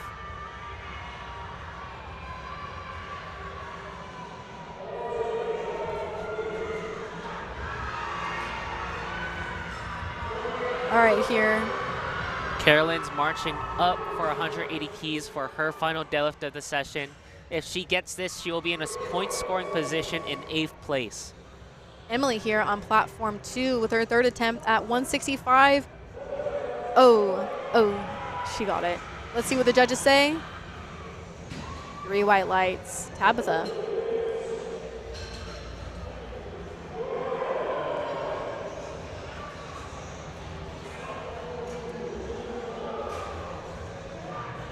Tabitha smoking her first attempt at 172.5.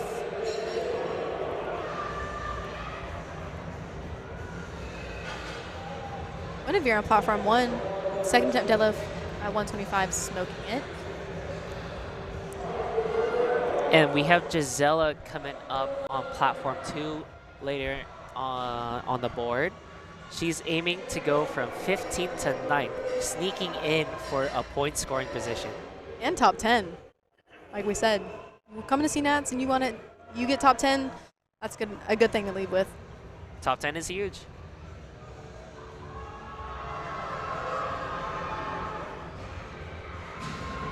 Victoria Hope, a great deadlift going from 12 to 8.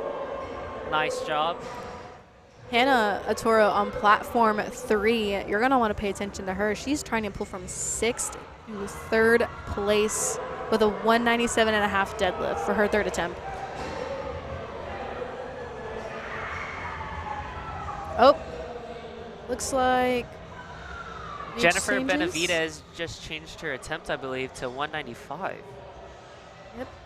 She's still currently forecasted for 2nd place for Jennifer.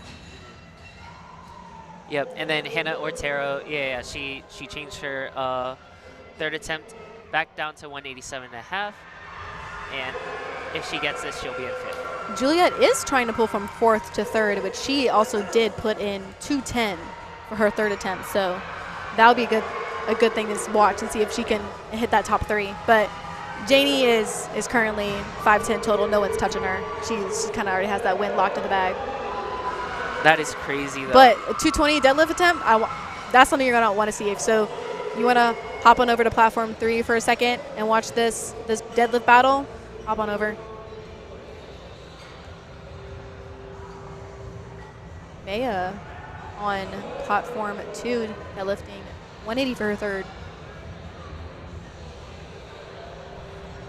All right, guys, if you are tuning into our lifting cast, we're seeing a lot of changes for our 3rd attempt. And like we mentioned earlier, you can change your 3rd attempt deadlift twice, but you only get it twice. That's why very important and strategic for when you want to change that deadlift attempt. So right now, we have Hannah Arturo trying to pull from 6th to 4th at 195. And then let's see. Juliet Hartman trying to pull from 4th to 3rd. Yep. The competition is really just that close, and like we said earlier, deadlifts is just where it's at. It's where it all matters. Right. Platform 1, we have Anna with her second attempt at 147.5.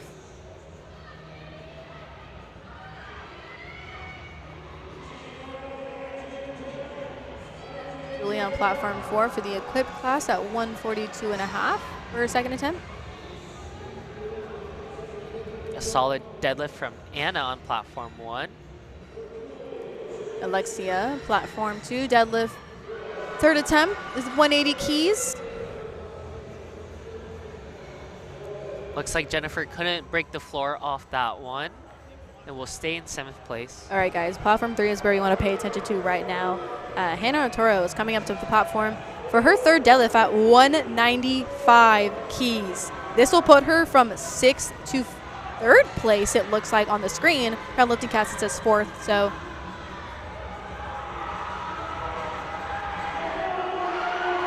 Oh, and Hannah gets that with ease. Let's see what the judges say. 2 white lights. Welcome to the podium, Hannah. But let's defend for our spots, Jennifer.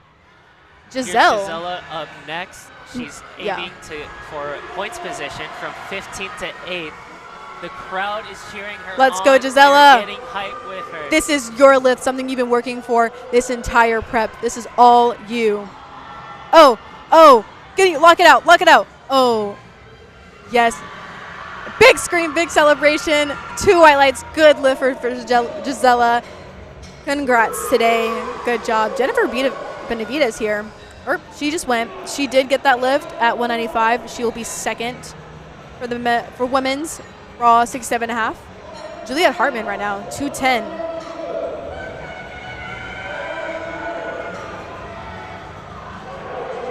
So Gisela, she is in 8th for now, but depending on the results of platform 3 and the rest of these lifts, she could drop to 9th. Juliet Hartman, third attempt, 210. Come on, Juliet. We believe in you. This is all lift. you. Miss deadlift.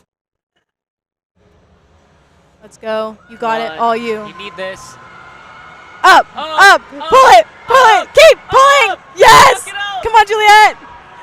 What a pull here on platform 3, and she is good lift. Insane performance here by Juliet, one of our local Georgia lifters. Such a great performance watching her today. She did hit that top 3 podium. So proud of her. Janie here, going for first, which she's already locked it in, but she is going for a national record attempt at 220.485, a little bit under her gym PR at 500, I believe she hit back in March, but nonetheless, this is an insane pull. American Raw Collegiate total. This is a total record attempt for the 67.5 class. This is quite the sight to see. She's just going for a victory lap right now, but if she gets this, then she will be in 510 kilos as her total. Lilia smoking her second attempt at 172.5, which is her gym max, so I'm thinking 180 is going to be loaded for her third. Jamie here. Come on, let's get this lift. Okay. Yeah. Easy. That's hers. That is hers every day. Good lift. Great celebration. She's eating. Quite literally, she did the motion. 1 + 7 Congrats, equals. Janie. First is yours. You are the national champion for the 67.5 collegiate women's raw competition. Janie ate, and she stood on business. She ate and stood on business. Congrats, Janie. Platform 1, you have a second attempt with 160 for Chow, I believe. Excuse me if I'm pronouncing your name incorrect. Now, platforms 2 and 3 have wrapped up their sessions, but if you want to stick around for the award ceremony, then tune into platform 3. That is where the awards will be held. Currently, the Raw Women's rankings are UTSA and Texas A&M tied for first. That could change, with Midland following right behind.